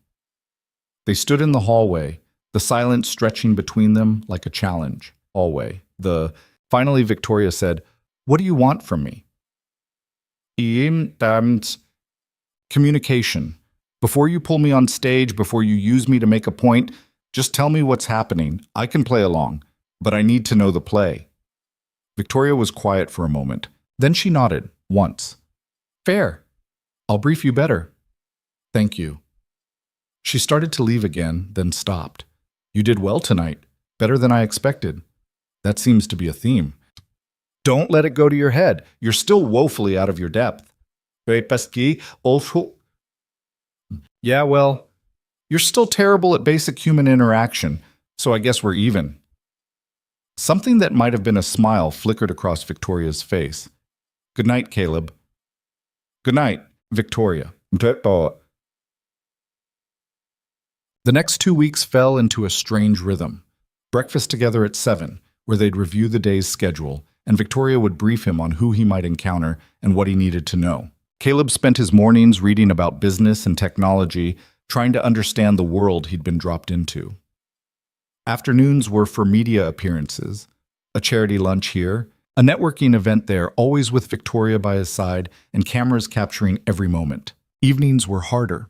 They'd have dinner together because the staff expected it, the social media presence demanded it, the performance required it. Sometimes they'd talk, careful conversations about safe topics like books or current events.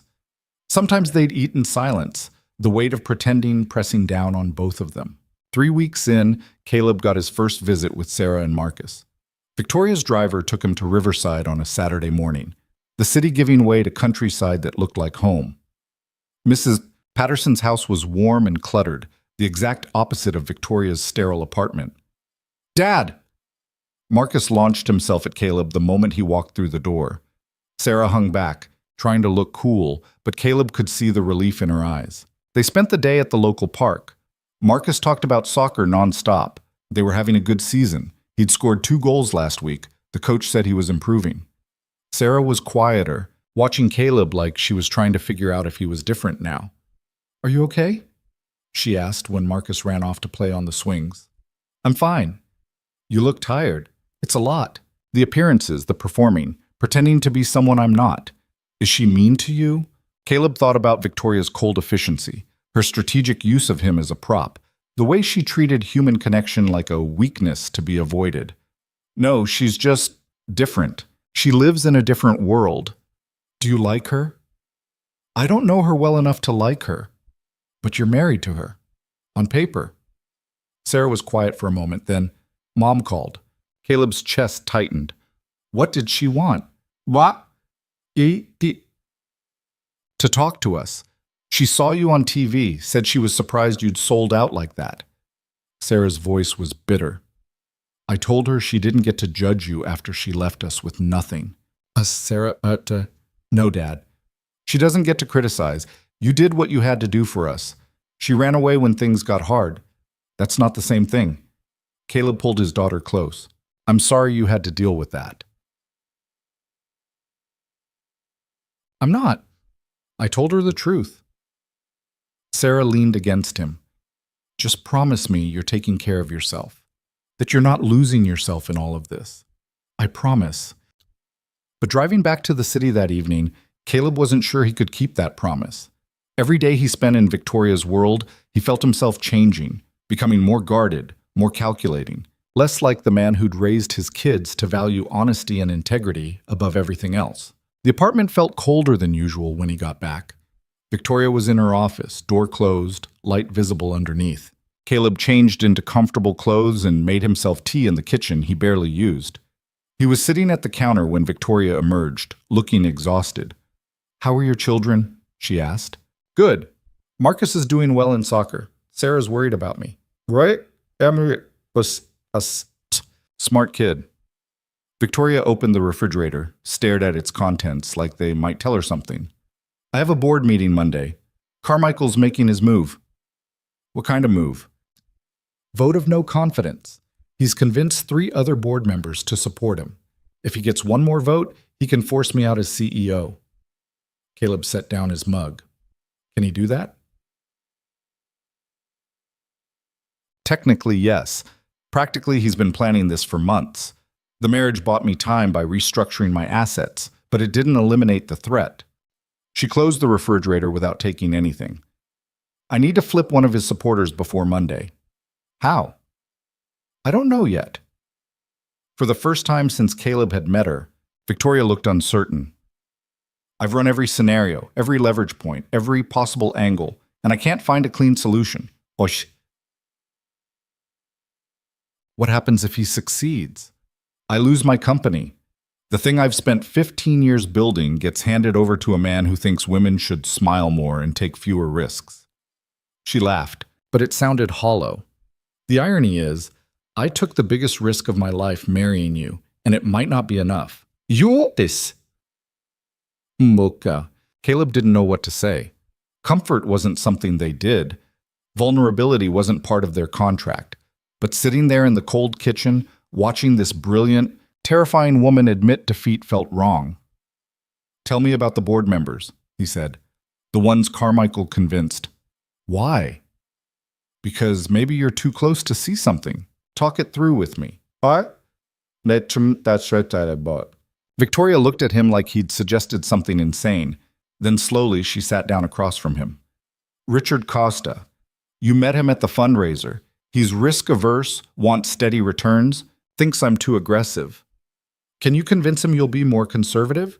"No, because I won't be, and he'd see through the lie." "Okay, next." "Patricia Drummond. She's been on the board since my father recruited her. Loyal to the family legacy, thinks I'm destroying what my father built." "What did your father build?" "A mid-sized software company that was dying when I took over. I transformed it into what it is now, but Patricia only sees change as betrayal. Is there a way to show her you're honoring the legacy while moving forward?" Victoria was quiet. "Maybe. I'd have to frame the vision differently. Show her the through line instead of the disruption." They talked for 2 hours. Victoria laid out the board dynamics, the competing interests, the personal grudges and professional ambitions that shaped every vote. Caleb asked questions that probably sounded naive to her, but sometimes naivety found angles that strategy missed. "You should sleep," Victoria said finally, glancing at her watch. It was past midnight. "I've kept you up too late." "I don't mind. You've been helpful. Thank you." It was the first time she'd thanked him for anything beyond showing up. Caleb nodded. "Good luck Monday." "I don't believe in luck. I believe in preparation." "Then I hope you're prepared." The board meeting was Monday at 9 a.m. Caleb wasn't invited. Spouses didn't attend corporate warfare. But Victoria briefed him over breakfast about what she was planning. She was going to appeal to Patricia Drummond directly, frame the company's growth as evolution rather than revolution, position herself as building on foundation rather than tearing it down. "Will it work?" Caleb asked. "I don't know. Patricia's proud. She doesn't like being courted." "Then don't court her. Respect her. Ask for her wisdom instead of her vote." Victoria paused, coffee cup halfway to her lips. "That's not bad advice. I have my moments." She left at 8:30 in full armor. Power suit, hair pulled back, expression that could cut glass. Caleb spent the morning trying to distract himself with reading, with calling Sarah and Marcus, with anything except watching the clock. At noon, his phone buzzed. Text from Victoria. "It worked. Patricia voted with me. Carmichael lost." Caleb stared at the message, then typed back. "Congratulations." 3 dots appeared, disappeared, appeared again. Finally, "Thank you. For last night. You saw something I missed." That evening, Victoria came home with champagne and the closest thing to a genuine smile Caleb had seen on her face. "We're celebrating," she announced. "Your company?" "My company? Still mine." She poured 2 glasses, handed one to Caleb. Patricia Drummond called Carmichael a dinosaur in front of the entire board. It was beautiful. "How did you get her there?" "I asked for her guidance. Told her I valued the foundation my father built and wanted her help preserving it while adapting to new markets. She practically wrote my entire strategic vision on the spot." Victoria took a sip of champagne. "It was your suggestion, the respect angle. Glad it worked." Rasu. They drank in the living room, the first time they'd occupied the space together outside of photo opportunities. Victoria seemed lighter, almost relaxed. The armor had cracks. "Can I ask you something?" Caleb said. "You can ask. I may not answer. Why did you really choose me, out of all those applications?" Victoria was quiet for a moment. "Because your essay was honest. Everyone else tried to sell me a story. You just laid out the facts. No manipulation, no appeal to emotion, just truth." She refilled her glass. "And because you looked like you'd already lost everything, which meant you had nothing left to protect except your children. That kind of desperation is reliable." "That's bleak." "That's realistic." She looked at him. "Why did you really say yes? And don't tell me it was just the money." Caleb thought about it. "Because I was tired of failing. Because my daughter was right that pride doesn't feed my kids. Because I wanted to prove I could do something hard and survive it. Are you? Surviving it? Some days better than others. Victoria raised her glass. To survival, then. To survival. They touched glasses, the sound sharp and clear in the quiet apartment. And for just a moment, sitting there drinking champagne they'd earned together, Caleb felt like maybe they weren't just business partners pretending to be married. Maybe they were two people trying to survive their own separate wars who'd accidentally become allies. The feeling didn't last. The next morning, Victoria was back to cold efficiency, reviewing his schedule over breakfast like he was an employee instead of the person she'd shared champagne with the night before. But something had shifted. A door had opened slightly, and Caleb had seen something behind Victoria's armor that looked almost human. He just didn't know what to do with that information. The shift was subtle at first. Victoria started asking Caleb's opinion on things that didn't directly involve him. A potential acquisition deal, a marketing campaign, whether the new CFO candidate seemed trustworthy in his interview. Small things that suggested she valued his perspective, even if she'd never admitted out loud. You have a way of seeing people, she said one morning over breakfast, reviewing a portfolio of executive candidates, past the performance they're putting on. Comes from years of dealing with customers who lied about what was wrong with their cars, Caleb said. You learn to read what people aren't saying. And what am I not saying? He looked at her across the table. She was wearing another suit, armor firmly in place, but there was something in her eyes that looked like genuine curiosity. That you're exhausted. That winning the board fight didn't feel as good as you thought it would. That you're wondering what comes after you've conquered everything you set out to conquer. Victoria set down her coffee cup carefully. That's uncomfortably perceptive. You asked. I'm regretting it now. But she didn't sound angry, just exposed. The second visit with Sarah and Marcus came at the end of week 5. Caleb had been counting down the days like a prisoner marking time. Victoria's driver dropped him off at Mrs. Patterson's house on a Saturday morning that smelled like autumn and possibility. Marcus had grown half an inch. Sarah had gotten her braces off, and both of them looked at Caleb like he'd been gone for years instead of weeks. You look different, Sarah said, studying his face. Different how? I don't know. Older maybe? Tired. This whole thing is tiring. They went to the park again. But this time, Sarah wanted to talk more than Marcus wanted to play. She sat next to Caleb on a bench while Marcus kicked a soccer ball against a tree.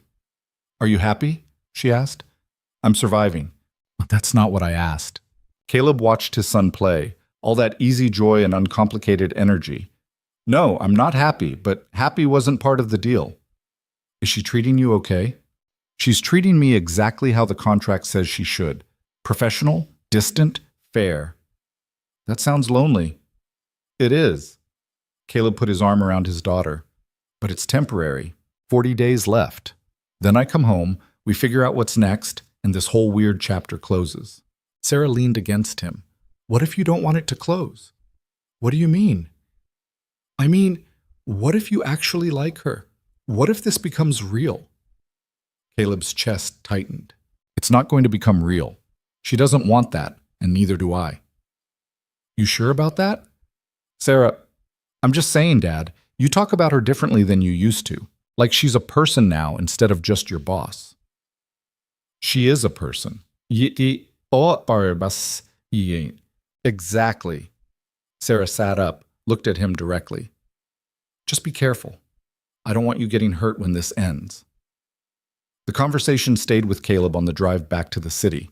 He stared out the window at landscape turning into skyline and tried to figure out when Victoria had. Stopped being just the woman paying him and started being someone he thought about when she wasn't around. Back at the apartment, he found Victoria in the kitchen making tea, which was unusual. She usually holed up in her office on Saturday nights. Your children well? She asked without turning around. Yeah, growing fast. That's what children do. She poured 2 cups, slid one across the counter to him. I have something to tell you. Monday, there's a profile piece running in Business Week about us. The writer interviewed me last week. You didn't mention that. I handled it, but she's requesting an interview with you as well. Wants the husband's perspective on marrying into wealth. Caleb took the tea. What did you tell her about me? The truth. That you're more capable than you look. That you've surprised me. Victoria met his eyes. That this arrangement has been more complicated than I expected. Complicated how? She didn't answer right away. Just sipped her tea and looked at him like she was trying to solve an equation that kept changing variables. You're not what I planned for. Neither are you. What's that supposed to mean? It means I expected you to be cold and calculating all the way through, but you're not. You're just scared. Victoria's expression hardened. I'm not scared. You're terrified of losing control, of trusting people, of letting anyone close enough to hurt you. That's why you built all this, he gestured at the expensive apartment around them, as a fortress, to keep everyone at a safe distance. You don't know anything about me. Yes, Mika. You. I know you drink your coffee black with 2 sugars. I know you get 3 hours of sleep on a good night because you're in your office at 3 a.m. reading market reports. I know you call your mother every Sunday even though the conversations make you tense. I know you reorganize your desk when you're anxious and you tap your fingers when you're calculating your next move. I know more about you than you think. Victoria was very still. Those are just observations. They're the truth. And the truth is you're lonely, Victoria. You've won everything you set out to win, and you're still lonely. Stop. Why? Because it's accurate. Because it's none of your business. Her voice cracked slightly. You're here to play a role, not psychoanalyze me. Maybe I'm doing both. She set down her cup hard enough that tea sloshed over the rim. This is exactly why I don't do this. Why I don't let people in. Because they think they know you, think they understand you, and then they use it against you. I'm not using anything against you. I'm just telling you what I see. Well, don't. Keep your observations to yourself and focus on what you're being paid for. Victoria left the kitchen, her footsteps sharp on the hardwood floor.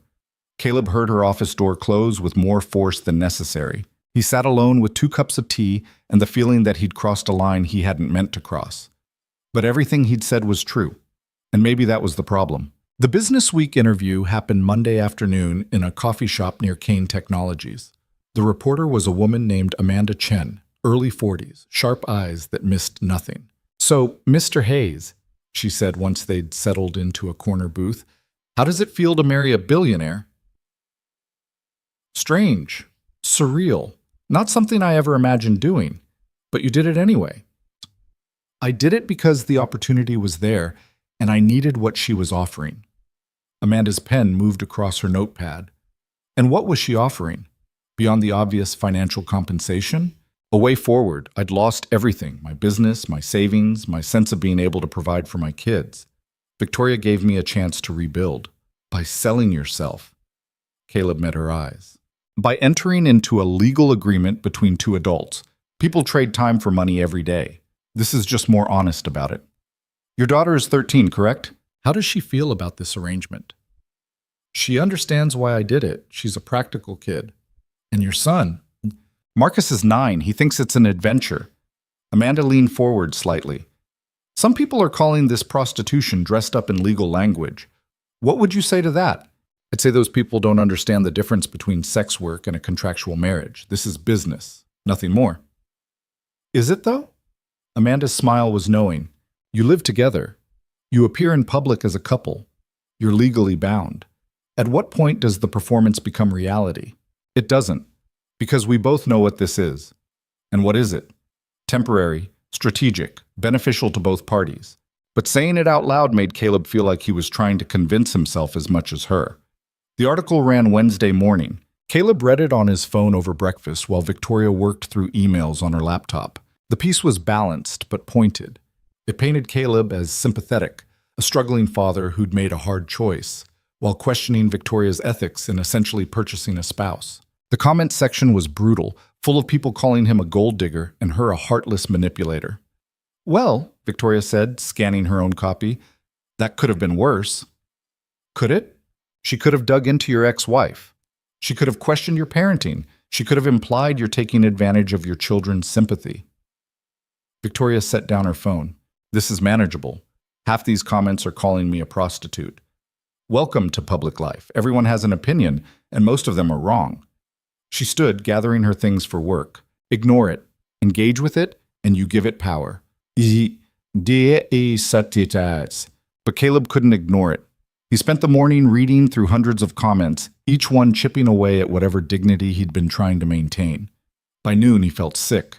By 2 p.m., he'd shut off his phone and was sitting in the apartment's gym, running on a treadmill like he could outrun the judgment. Victoria found him there at 6, still running, shirt soaked with sweat. "How long have you been at this?" she asked. "Few hours."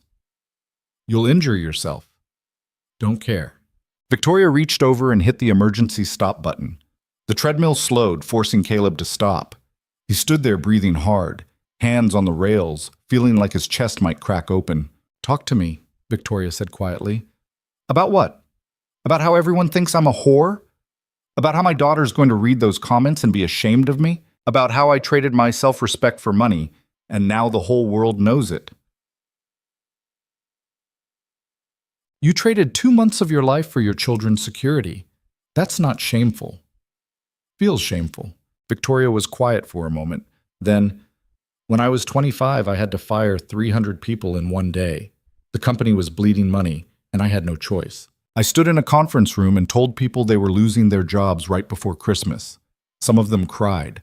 Some of them threatened me. All of them looked at me like I was a monster." She met his eyes. "The board praised me for making tough decisions. The business press called me ruthless and efficient. And I went home that night and threw up because I felt like I'd become everything I'd promised myself I'd never be." Caleb stared at her. "Why are you telling me this?" "Because doing hard things doesn't make you a bad person. It makes you human. And humans survive by making impossible choices and living with the consequences." "That's bleak. That's life." She handed him a towel. "Shower. We're having dinner with Natalie and her husband tonight. You need to look presentable." "I don't want to go out." "I don't care what you want. Part of this arrangement is maintaining appearances, and that means showing the world you're not cowering from their judgment." Her voice softened slightly. "Shower. Put on the navy suit. Let me handle the rest." Dinner was at a restaurant that had a 6-month waiting list for reservations. Natalie's husband was a quiet man named James who worked in education and seemed genuinely kind. They talked about normal things, upcoming elections, a new exhibit at the art museum, whether the city should invest in better public transportation. Nothing about business or contracts or internet comments. Halfway through the meal, Natalie excused herself to take a call. James leaned forward. "I know this is none of my business," he said to Caleb, "but are you doing okay? You seem tense." "I'm fine." "He read the article comments," Victoria said. "He's taking it personally." "Don't take this the wrong way," James said. "But of course he's taking it personally. People are commenting on his life choices. That's deeply personal." Victoria frowned. "It's noise. It doesn't matter." "It matters to him." James looked at Caleb. "My advice? Let yourself feel it.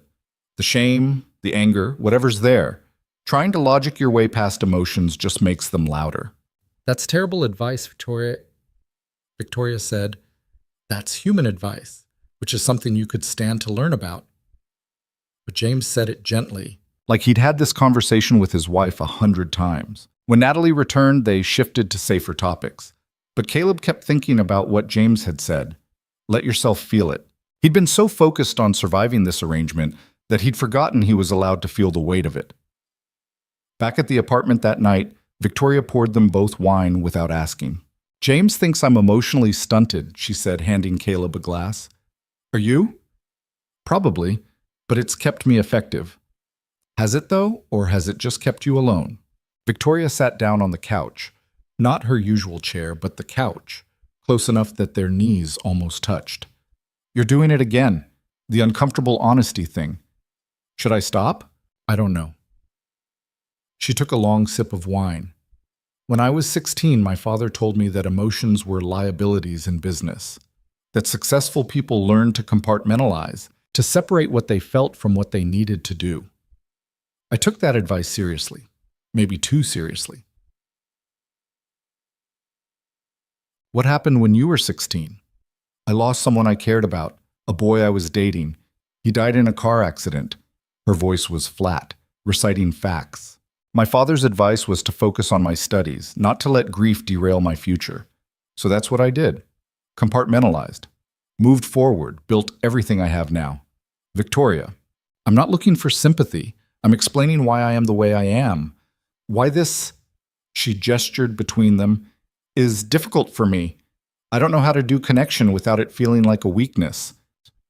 Caleb set down his wine glass. Connection isn't weakness, it's just scary. Same thing. No. Weakness is something that breaks you. Fear is just your brain telling you something matters. He shifted to face her more directly. You're afraid I matter, that this matters, that when it ends in 35 days, you're going to feel something about it. Victoria's eyes were bright, almost glassy. You're supposed to be temporary. I know. You're not supposed to. She stopped, shook her head. This isn't in the contract. No, it's not. They sat in silence, the admission hanging between them like something fragile. Finally, Victoria stood, set down her wine glass with shaking hands. I need to work, she said. Victoria, please, just let me work. She disappeared into her office, and Caleb sat alone on the couch, wondering when exactly this had stopped being an arrangement and started being something else entirely. The next morning, Victoria was back to cold professionalism.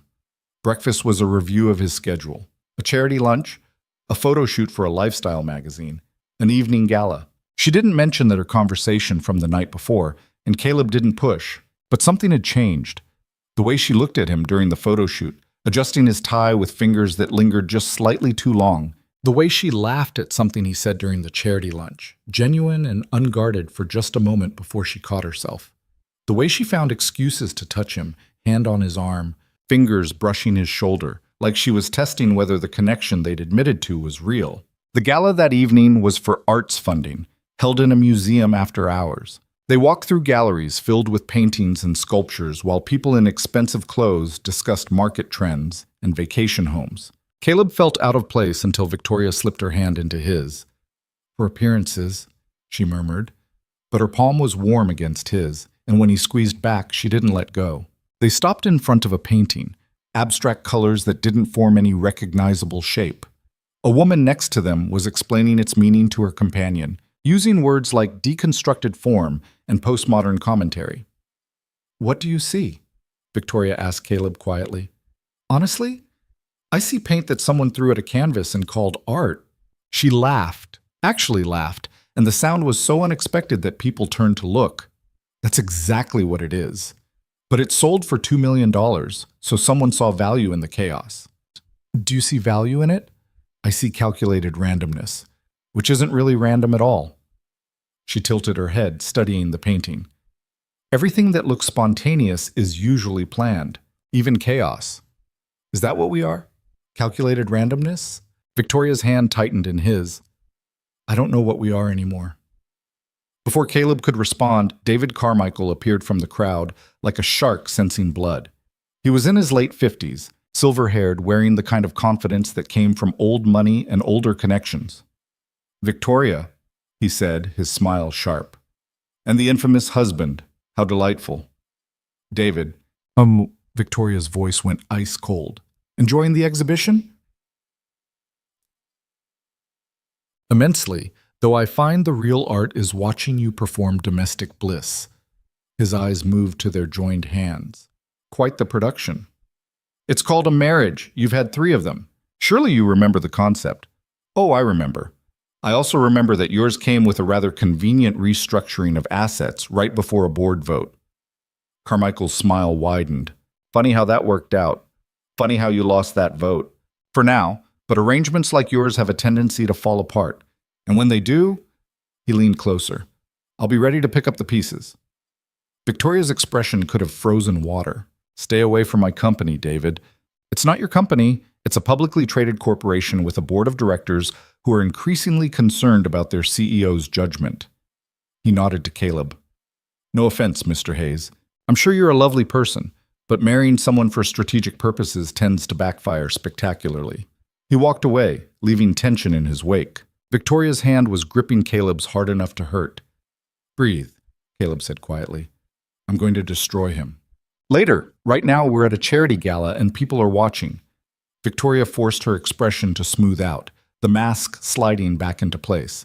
But Caleb could feel her trembling. They left early, citing Victoria's headache. In the car ride home, she stared out the window at the city lights, silent and rigid. "He's baiting you," Caleb said. "Don't let him get in your head." "He's right, though. This arrangement is unstable. When it ends, he'll use it to prove I'm reckless." "Then don't let it end badly." "How?" "The contract expires in 33 days. We divorce. There's no version of this that doesn't hand him ammunition." Caleb didn't have an answer, because she was right. They'd set an expiration date on this from the beginning, and now that date was approaching like a deadline they couldn't extend. Back at the apartment, Victoria poured herself a drink, something stronger than wine, and stood at the windows looking out at her conquered city. "I hate that he's right," she said. "I hate that I let my emotions compromise my strategy." "What emotions?" She turned to face him, and her expression was raw in a way he'd never seen. "You know what emotions. Don't make me say it." Caleb crossed the room to stand in front of her. "Victoria, No, don't. Don't try to fix this or make it easier or pretend it's not happening."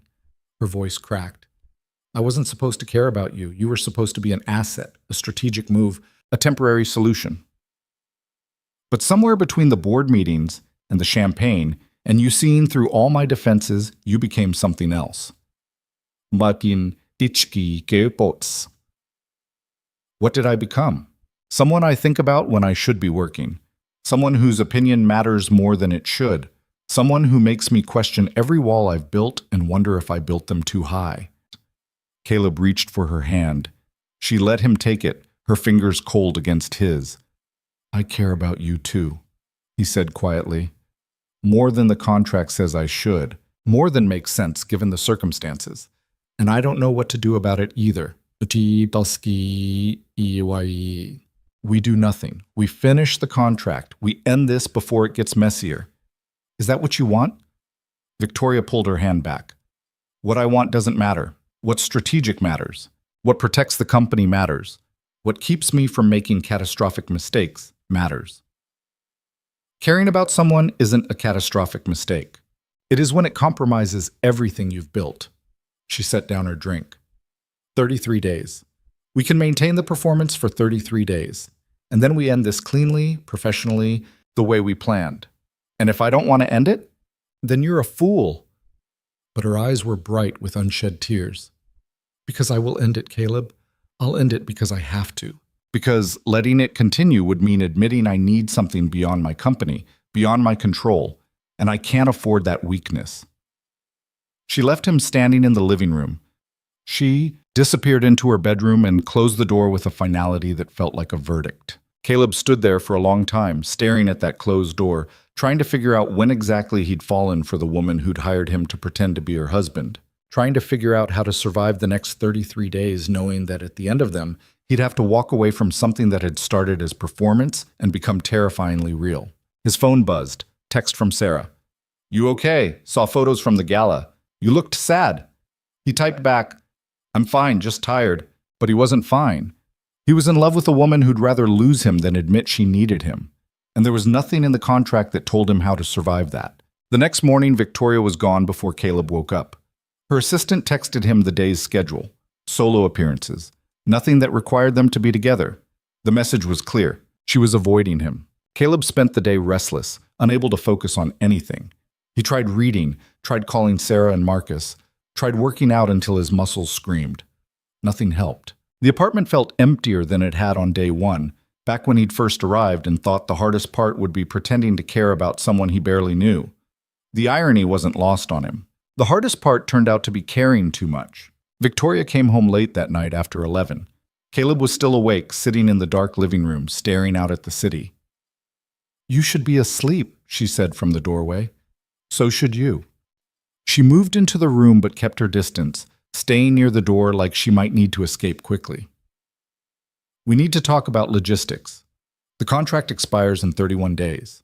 We should start planning the divorce announcement, the asset distribution, the media strategy." "That's what you want to talk about? Logistics? What else is there to talk about?" How about the fact that you admitted you care about me? How about what happens after this ends? How about anything real? Real isn't what we agreed to. Victoria's voice was steady, but Caleb could hear the strain underneath. Real is messy and complicated and compromises everything I've worked for. Maybe everything you've worked for isn't enough. Excuse me? Yes. Caleb stood, walked closer to her. You've built this empire. You've won every fight. You've proved everyone who doubted you wrong. And you're still miserable. Maybe success isn't measured in quarterly earnings and board votes. Maybe it's measured in whether you can look at yourself and actually like what you see. You don't know what you're talking about. Don't I? I spent 15 years building a business I thought defined me. Lost it all and realized the business wasn't what mattered. My kids were. The relationships were. The human connections I'd been too busy to maintain. Jest szeptem intense. He took another step closer. You're so afraid of losing control that you've lost everything else. And 31 days from now, you'll still have your company and your billions, but you'll be exactly as alone as you were before you met me. Victoria's composure cracked. Stop. Why? Because it's true? Because it hurts. Her voice broke. Because you're right. And I hate that you're right. And I don't know how to be different than what I am. The admission hung between them, raw and painful. Caleb reached for her hand. This time she didn't pull away. You don't have to be different, he said quietly. You just have to be willing to let someone in. I don't know how. Then learn. With me. For the next 31 days, stop performing and just be. Victoria looked at their joined hands, her expression vulnerable in a way that made Caleb's chest ache. And then what? Day 31 arrives, and we just go back to being strangers? I don't know, but I'd rather have 31 real days with you than 60 fake ones. She was quiet for a long moment. Then, so quietly he almost missed it. I'm scared. Me too. What if we fail? What if we don't? Victoria pulled her hand back, but not in rejection, in thought. I need time to think about this, about what it would mean. Okay. Don't. She stopped, started again. Don't expect me to suddenly become someone soft and easy. I'm still going to be difficult and controlling and terrible at emotional vulnerability. I know. And you're still going to be stubborn and too honest and completely out of your depth in my world. Probably. Something that might have been a smile flickered across her face. This is insane. Yeah, it is. She left him standing there, but this time when she closed her bedroom door, it felt less like an ending and more like a pause. The next 2 weeks were different. Victoria didn't suddenly transform into someone warm and open, but the walls came down incrementally. She started telling Caleb about her day over dinner, not just the professional highlights, but the frustrations, the small victories, the moments that made her question herself. He told her about video calls with his kids, about Sarah's worry that he was changing, about Marcus's innocent questions that had no easy answers. They started spending evenings together in the living room instead of separate corners of the apartment. Sometimes they'd talk. Sometimes they'd just exist in the same space, Victoria working on her laptop while Caleb read or watched the city lights. The silence between them stopped feeling empty and started feeling comfortable. 3 weeks before the contract expired, everything fell apart. Caleb was at a coffee shop near the apartment, meeting with Patricia Morales to review the divorce paperwork that would need to be filed, when his phone exploded with notifications. Texts from numbers he didn't recognize, Twitter mentions, news alerts, all of them with the same story. The headline on Bloomberg, Kane marriage a sham? Sources claim billionaire's wedding was strategic move to block takeover. His hands went numb. He clicked the article. Someone had leaked details of the contract. Not everything. Enough was redacted to avoid legal issues, but enough to make it clear this was a business arrangement, not a marriage. Quotes from unnamed sources about the timeline aligning with Carmichael's takeover attempt. Analysis of how the marriage had restructured Victoria's assets. Speculation about what this meant for Kane Technologies' leadership. Oh no, Patricia breathed, reading over his shoulder. This is bad. Oh, Caleb's phone rang. Victoria. Where are you? Her voice was tight with barely controlled panic. Coffee shop on 5th. I saw the... Get back here. Now, don't talk to anyone. The apartment was chaos when he arrived. Natalie was there with 3 other people Caleb didn't recognize, all of them talking over each other about crisis management and damage control and legal action. Victoria stood at the windows, her back to everyone, rigid as steel. "Who leaked it?" Caleb asked Natalie. "We don't know yet. Someone with access to the contract terms, which means either your attorney or ours." She looked exhausted. "The board is demanding an emergency meeting. Carmichael is already calling for Victoria's resignation. Can they force her out?" "Depends on how the board votes. If they decide this proves she lacks judgment, that she manipulated corporate structure for personal protection, that she misled investors about her personal life." Natalie rubbed her face. "This is exactly what Carmichael needed." Victoria finally turned around. Her expression was blank, all emotion locked away behind walls that looked impenetrable. "Everyone out. I need to talk to my husband alone." The room cleared quickly. When the door closed behind Natalie, Victoria didn't move from the window. "Say something," Caleb said. "What would you like me to say? That this is exactly what I feared? That I knew letting you matter was a mistake? That's not fair." "Fair?" She laughed, but it was hollow. "Nothing about this is fair. I made a calculated, strategic decision that would have worked perfectly if I hadn't—" She stopped, shook her head. "It doesn't matter now." "If you hadn't what? If I hadn't started caring whether you stayed or left? If I hadn't let you become something more than a contract clause?" Her voice rose. "I knew better. I've always known better. But you looked at me like I was more than my company, and I was stupid enough to believe it." Caleb crossed the room to her. "You are more than your company." "Prove it." "Because right now I'm about to lose everything I built, and the only thing I have to show for it is a husband who was hired to play a role." The words hit like a physical blow. "Is that what you think this is? Still?" "I don't know what to think anymore." Victoria's eyes were bright with unshed tears. "The board meets in 3 hours. Carmichael has the votes. I'm going to walk into that room and watch 15 years of my life get handed to a man who thinks women should know their place. Mom." "Then fight back." "How?" "The evidence is right there in black and white. I married you to restructure my assets and block his takeover." "That's fraud, Caleb. That's everything he needed to prove I'm unfit." "It's only fraud if it's not real." Victoria stared at him. "What?" "The contract expires in 20 days. What if we don't let it expire? What if we make this real?" "You can't be serious." "I'm completely serious." Caleb grabbed her hand. "You want to prove to the board that this wasn't just strategy?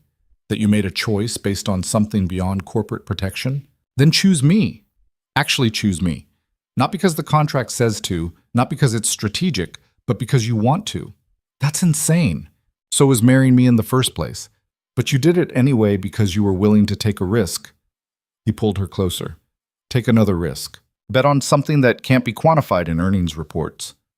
Victoria was shaking her head, but she wasn't pulling away.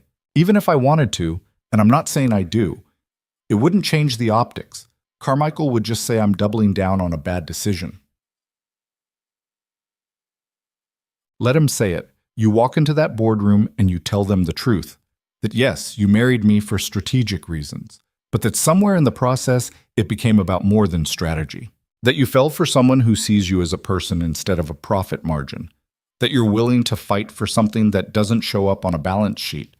They'll think I'm weak. They'll think you're human, which is something you've never let them see before." Caleb cupped her face in his hands. "You're so busy being the ice queen that you forgot people connect with vulnerability, not perfection. Show them you're willing to risk something for someone. Show them that strength isn't about never needing anyone. It's about being brave enough to admit when you do." Victoria closed her eyes. "What if I fail?" "Then you fail. But you fail being honest instead of hiding behind walls." "I don't know how to do this." "Yes, you do. You've been doing it for the last 3 weeks. You just haven't admitted it out loud." She opened her eyes, and they were swimming with tears. "I'm terrified." "Good. That means it matters." Victoria kissed him then, fierce and desperate and real. Not for cameras, not for performance, just because she wanted to.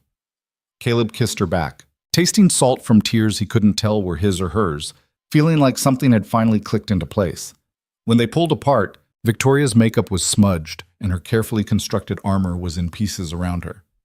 "I need to fix my face before the board meeting," she said. "You look perfect." "I look like I've been crying." "Exactly." She laughed despite everything. "You're asking me to walk into the most important meeting of my life looking emotionally compromised. I'm asking you to walk in looking human." Victoria took a shaky breath. "Will you come with me?" "I thought spouses didn't attend board meetings." "They don't, but I'm rewriting the rules." She squeezed his hand. "I need you there. Even if you can't say anything, even if you just sit in the back, I need to know you're there. Then I'm there." The boardroom was exactly as intimidating as Caleb had imagined. Long table, expensive chairs, floor-to-ceiling windows overlooking the city Victoria had conquered. 15 people in suits that cost more than cars, all of them looking at Victoria like she was on trial. David Carmichael sat at the far end, his expression smug. Victoria. And the husband. How cozy. "This is a board meeting," one of the other members said. "Patricia Drummond, the woman Victoria had won over months ago. Mr. Hayes, you'll need to wait outside." "He stays," Victoria said firmly. "This concerns him as much as it concerns me. That's irregular. So is leaking confidential contracts to the press. But here we are." The room went silent. Victoria took her seat at the head of the table, and Caleb sat in a chair along the wall, trying to be invisible. "Let's dispense with the pleasantries," Carmichael said. "We've all read the Bloomberg piece. The marriage was a strategic move to block my legitimate attempt to improve this company's leadership. I'm calling for a vote of no confidence." "You're calling for a coup," Victoria said. "Let's be honest about what this is. It's a reckoning. You've made increasingly erratic decisions. The Shanghai deal that fell through, the aggressive expansion into markets we don't understand, and now this marriage farce. The board has a fiduciary duty to protect shareholders. And I have a duty to protect the company I built from being dismantled by someone who thinks innovation is a dirty word." Victoria stood, commanding the room. "Yes, I married Caleb Hayes to restructure my assets and prevent David from taking control. That's a matter of public record now, thanks to whoever violated attorney-client privilege." "Then you admit it was fraud," another board member said. "I admit it was strategic, but it wasn't fraud because it became real." Victoria looked directly at Caleb. "I hired him to play a role, but what he became was something I didn't plan for. Someone who saw past the performance I've been giving my entire life. Someone who made me question whether winning everything was worth it if I had no one to share it with." Carmichael snorted. "This is pathetic. You're actually trying to sell us a love story?" "I'm trying to tell you the truth, which is that I made a choice based on strategy, and it evolved into something based on feeling, something messy and unpredictable and completely outside my comfort zone." Victoria's voice steadied. "You want to vote me out because you think I lack judgment? Here's my judgment. Building a company is meaningless if you destroy yourself in the process. And I was destroying myself, piece by piece, year by year, until I was so isolated I thought control and loneliness were the same thing." Patricia Drummond was watching Victoria carefully. "What are you saying?" "I'm saying Caleb was right about something. Success isn't just about quarterly earnings and market share. It's about whether you can look at your life and feel like it means something beyond numbers on a screen." Victoria looked around the table. "I've spent 15 years proving I could build this company. Maybe it's time I prove I can be more than just its CEO." "You're resigning?" Carmichael's eyes lit up. "No, I'm staying. But I'm doing it as someone who's learned that admitting you need people isn't weakness, it's wisdom." She turned to the board. "Vote me out if you want. Replace me with David and watch him run this company into comfortable mediocrity. But understand what you're voting for. The illusion of stability over the reality of growth." Richard Costa spoke up. "And if we keep you, what changes?" "What?" "I bring in a COO to handle day-to-day operations. I remain CEO and strategic director, but share operational control. I implement the board oversight. Carmichael has been pushing for, not because I'm conceding to his power play, but because accountability makes us stronger. Victoria met his eyes. And I stop pretending I have all the answers. I build a leadership team instead of a one-woman empire. The room was silent. Then Patricia Drummond said, "That's the most mature thing I've heard you say in 15 years. Thank you, I think. I'm serious. You've always been brilliant, Victoria. But brilliance without humility becomes arrogance. What you're describing sounds like actual leadership." Carmichael stood abruptly. "This is manipulation. She's playing on your emotions." "Sit down, David," Patricia said sharply. "For once in your life, sit down and listen to someone who's willing to evolve." The vote happened 15 minutes later. Patricia voted to keep Victoria. Richard Costa voted to keep her. 3 of Carmichael's allies switched their votes, persuaded by Victoria's willingness to share power. The final count was 11-4 in Victoria's favor. Carmichael left the boardroom without a word, his face purple with rage. Victoria stood there looking stunned. Patricia came over, put a hand on her shoulder. "That took courage," Patricia said quietly. "Your father would have been proud." "My father thought emotions were liabilities. Your father was wrong about a lot of things, but he was right about you having what it takes to lead. You just needed to figure out what kind of leader you wanted to be." After everyone left, Victoria stood at the windows looking out at the city. Caleb came to stand next to her. "You did it," he said. "We did it. I couldn't have—" She stopped, swallowed hard. "Thank you for seeing something in me I couldn't see in myself." "What happens now?" Victoria turned to face him. "Now I hire a COO. I restructure operations. I prove to the board I meant what I said." She paused. "And I figure out what to do about us." "What do you want to do about us?" "Honestly, I want to tear up the contract, not to end this, to start it over. On our terms, not legal terms." She took his hand. "I want to try being married to you for real. Messy and complicated and without an expiration date." "What about the money? The contract payments?" "Keep them. You earned them. But going forward, this isn't about money. It's about whether we can build something that matters more than what either of us had before." Caleb pulled her close. "That's terrifying." To your arts. "Completely. But you taught me that being terrified means it's worth fighting for." They stood there together, looking out at the city that had brought them together through desperation and kept them together through something neither of them had planned for. 3 weeks later, Caleb brought Sarah and Marcus to the city for the first time. They stood in the apartment looking around with wide eyes at the expensive furniture and the windows that showed them the world from above. "This is where you live?" Marcus asked, pressing his nose against the glass. "For now. We're actually looking at houses. Something between here and Riverside, with a yard for you to practice soccer." "Really?" Marcus spun around. "With both of you?" "With both of us," Victoria said from the kitchen doorway. She still looked uncomfortable around the kids, still moved with careful precision like she might break them. But she was trying. Sarah watched Victoria with suspicious eyes. "So this is real now? Not just for show?" "It's real," Caleb said. "We're still figuring out what that means, but it's real." "Good." Sarah crossed her arms. "Because if you hurt my dad, I don't care how many billions you have. I'll find a way to make you regret it." Victoria actually smiled. "I like her." "Yeah, well, she's terrifying when she wants to be." They had dinner together, take out pizza because Victoria still couldn't cook, and Caleb was exhausted from apartment hunting. Marcus talked about his soccer team nonstop. Sarah grilled Victoria about her business like she was preparing for a hostile takeover herself. And Caleb watched his 2 worlds collide and somehow managed not to destroy each other.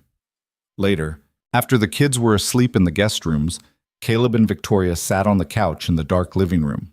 "That was harder than board meetings," Victoria said. "They're tough critics." "Sarah hates me." "She doesn't hate you. She's protecting me. Give her time." Victoria leaned against him. "I have no idea how to be a stepmother." "No one does. You figure it out as you go." "What if I'm terrible at it?" Then you'll be terrible at it the same way you're terrible at emotional vulnerability and cooking and trusting people. And we'll figure it out together." She was quiet for a moment. Then, I fired my therapist 6 years ago because she said I had intimacy issues. Did you? Obviously, but I didn't want to hear it. Victoria shifted to look at him. I'm seeing someone new now, twice a week. She says I have a lot of work to do. We all do. She also says what we have is codependent and probably unhealthy, given how it started. What do you think? Shay, I think labels are less important than whether something works. And this, she gestured between them, works, imperfectly, messily, but it works. Caleb kissed the top of her head. Yeah, it does. 6 months later, they got married again. Real marriage this time, in a small ceremony with Sarah and Marcus as witnesses, Patricia Morales as officiant, and Natalie crying in the front row. No press, no performance, just two people who'd found each other through the most unlikely circumstances and decided to keep choosing each other anyway. Victoria wore a simple dress instead of a suit. Caleb wore the same tuxedo from the hospital fundraiser because it fit and he'd grown fond of it. Sarah and Marcus stood next to them looking uncomfortable in formal clothes but genuinely happy. When Patricia asked if they took each other as husband and wife, they both said, I do, like they meant it, which they did. This time with feeling instead of strategy. The reception was at a restaurant in Riverside, Victoria's idea, wanting to honor where Caleb came from. His old customers showed up, people who'd known him his whole life, who'd watched him struggle and fail and survive. They looked at Victoria like she was an alien, and she looked at them like they were speaking another language, but everyone made an effort. Mike Patterson, who'd loaned Caleb the suit for that first interview, pulled him aside. She's good for you, Mike said. Still terrifying, but good. Yeah, she is. And you're good for her. She smiles now. Didn't do that in the early photos. Caleb looked across the room where Victoria was talking to Sarah, both of them looking uncomfortable but trying. We're good for each other. In weird ways neither of us planned for. Best things usually are. That night back at the new house they'd bought together, halfway between the city and Riverside, with a yard for Marcus and space for Sarah and an office for Victoria, Caleb found his wife standing at the window looking out at darkness instead of city lights. Regrets? He asked. None. You? Not even one. Victoria turned to face him.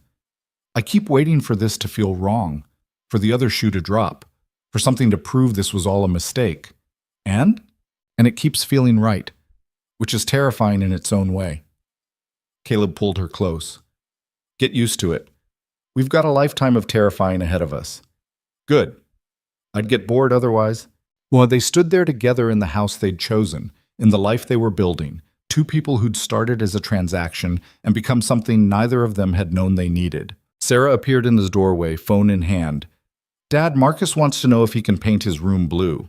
Tell him yes, but he has to help. Also, I need new cleats for soccer season, and Victoria, there's an email from your COO about quarterly projections. She stopped, looked at both of them. Sorry, am I interrupting? No, Victoria said. Come here. Sarah approached cautiously. Victoria put an arm around her, awkward but genuine. Thank you, Victoria said, for giving this a chance, for not making it impossible for me to be part of your family. But that's sakwen. You're weird, Sarah said, and sometimes you're kind of cold, and you work too much. I know, but you make my dad happy, like actually happy, not fake happy. So I guess you can stay. Victoria laughed, and it sounded real. High praise. Don't let it go to your head. Marcus came running in, already covered in what looked like paint despite not having started yet. Can we get a dog?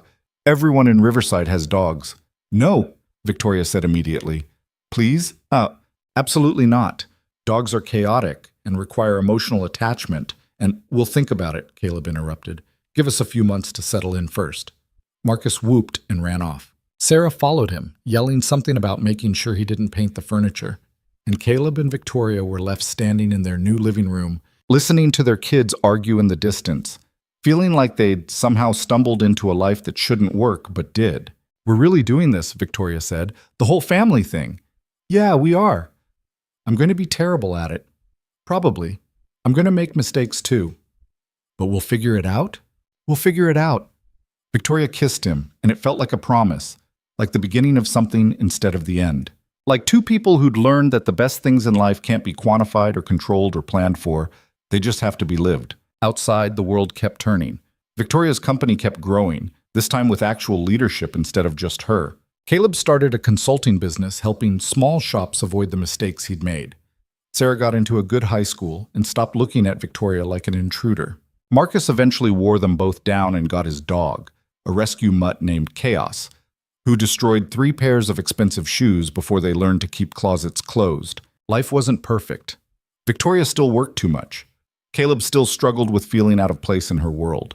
They fought about money and schedules and whose turn it was to deal with Marcus's soccer carpool. They went to therapy, separately and together, and learned how to communicate without one of them shutting down or the other pushing too hard. But they also laughed. They built traditions. They figured out how to blend 2 completely different worlds into something that belonged to both of them. And somewhere in the messy, imperfect, completely unplanned chaos of it all, they found what neither of them had been looking for when they signed that contract. They found home, not in a place, not in success or money or proving anyone wrong, but in each other. In choosing to stay when leaving would have been easier, in believing that connection mattered more than control, in learning that sometimes the best things in life start as transactions and become transformations. And if that's not worth more than all the billions in the world, then nothing is. Because at the end of the day, we're all just looking for someone who sees us, really sees us, past the armor and the performance and the walls we've built. Someone who looks at our worst and chooses to stay anyway. Someone who makes us believe that being vulnerable isn't weakness. It's the bravest thing we can do. Victoria found that in a mechanic from a small town who had calloused hands and honest eyes. Caleb found it in a billionaire who learned that empires mean nothing if you build them alone.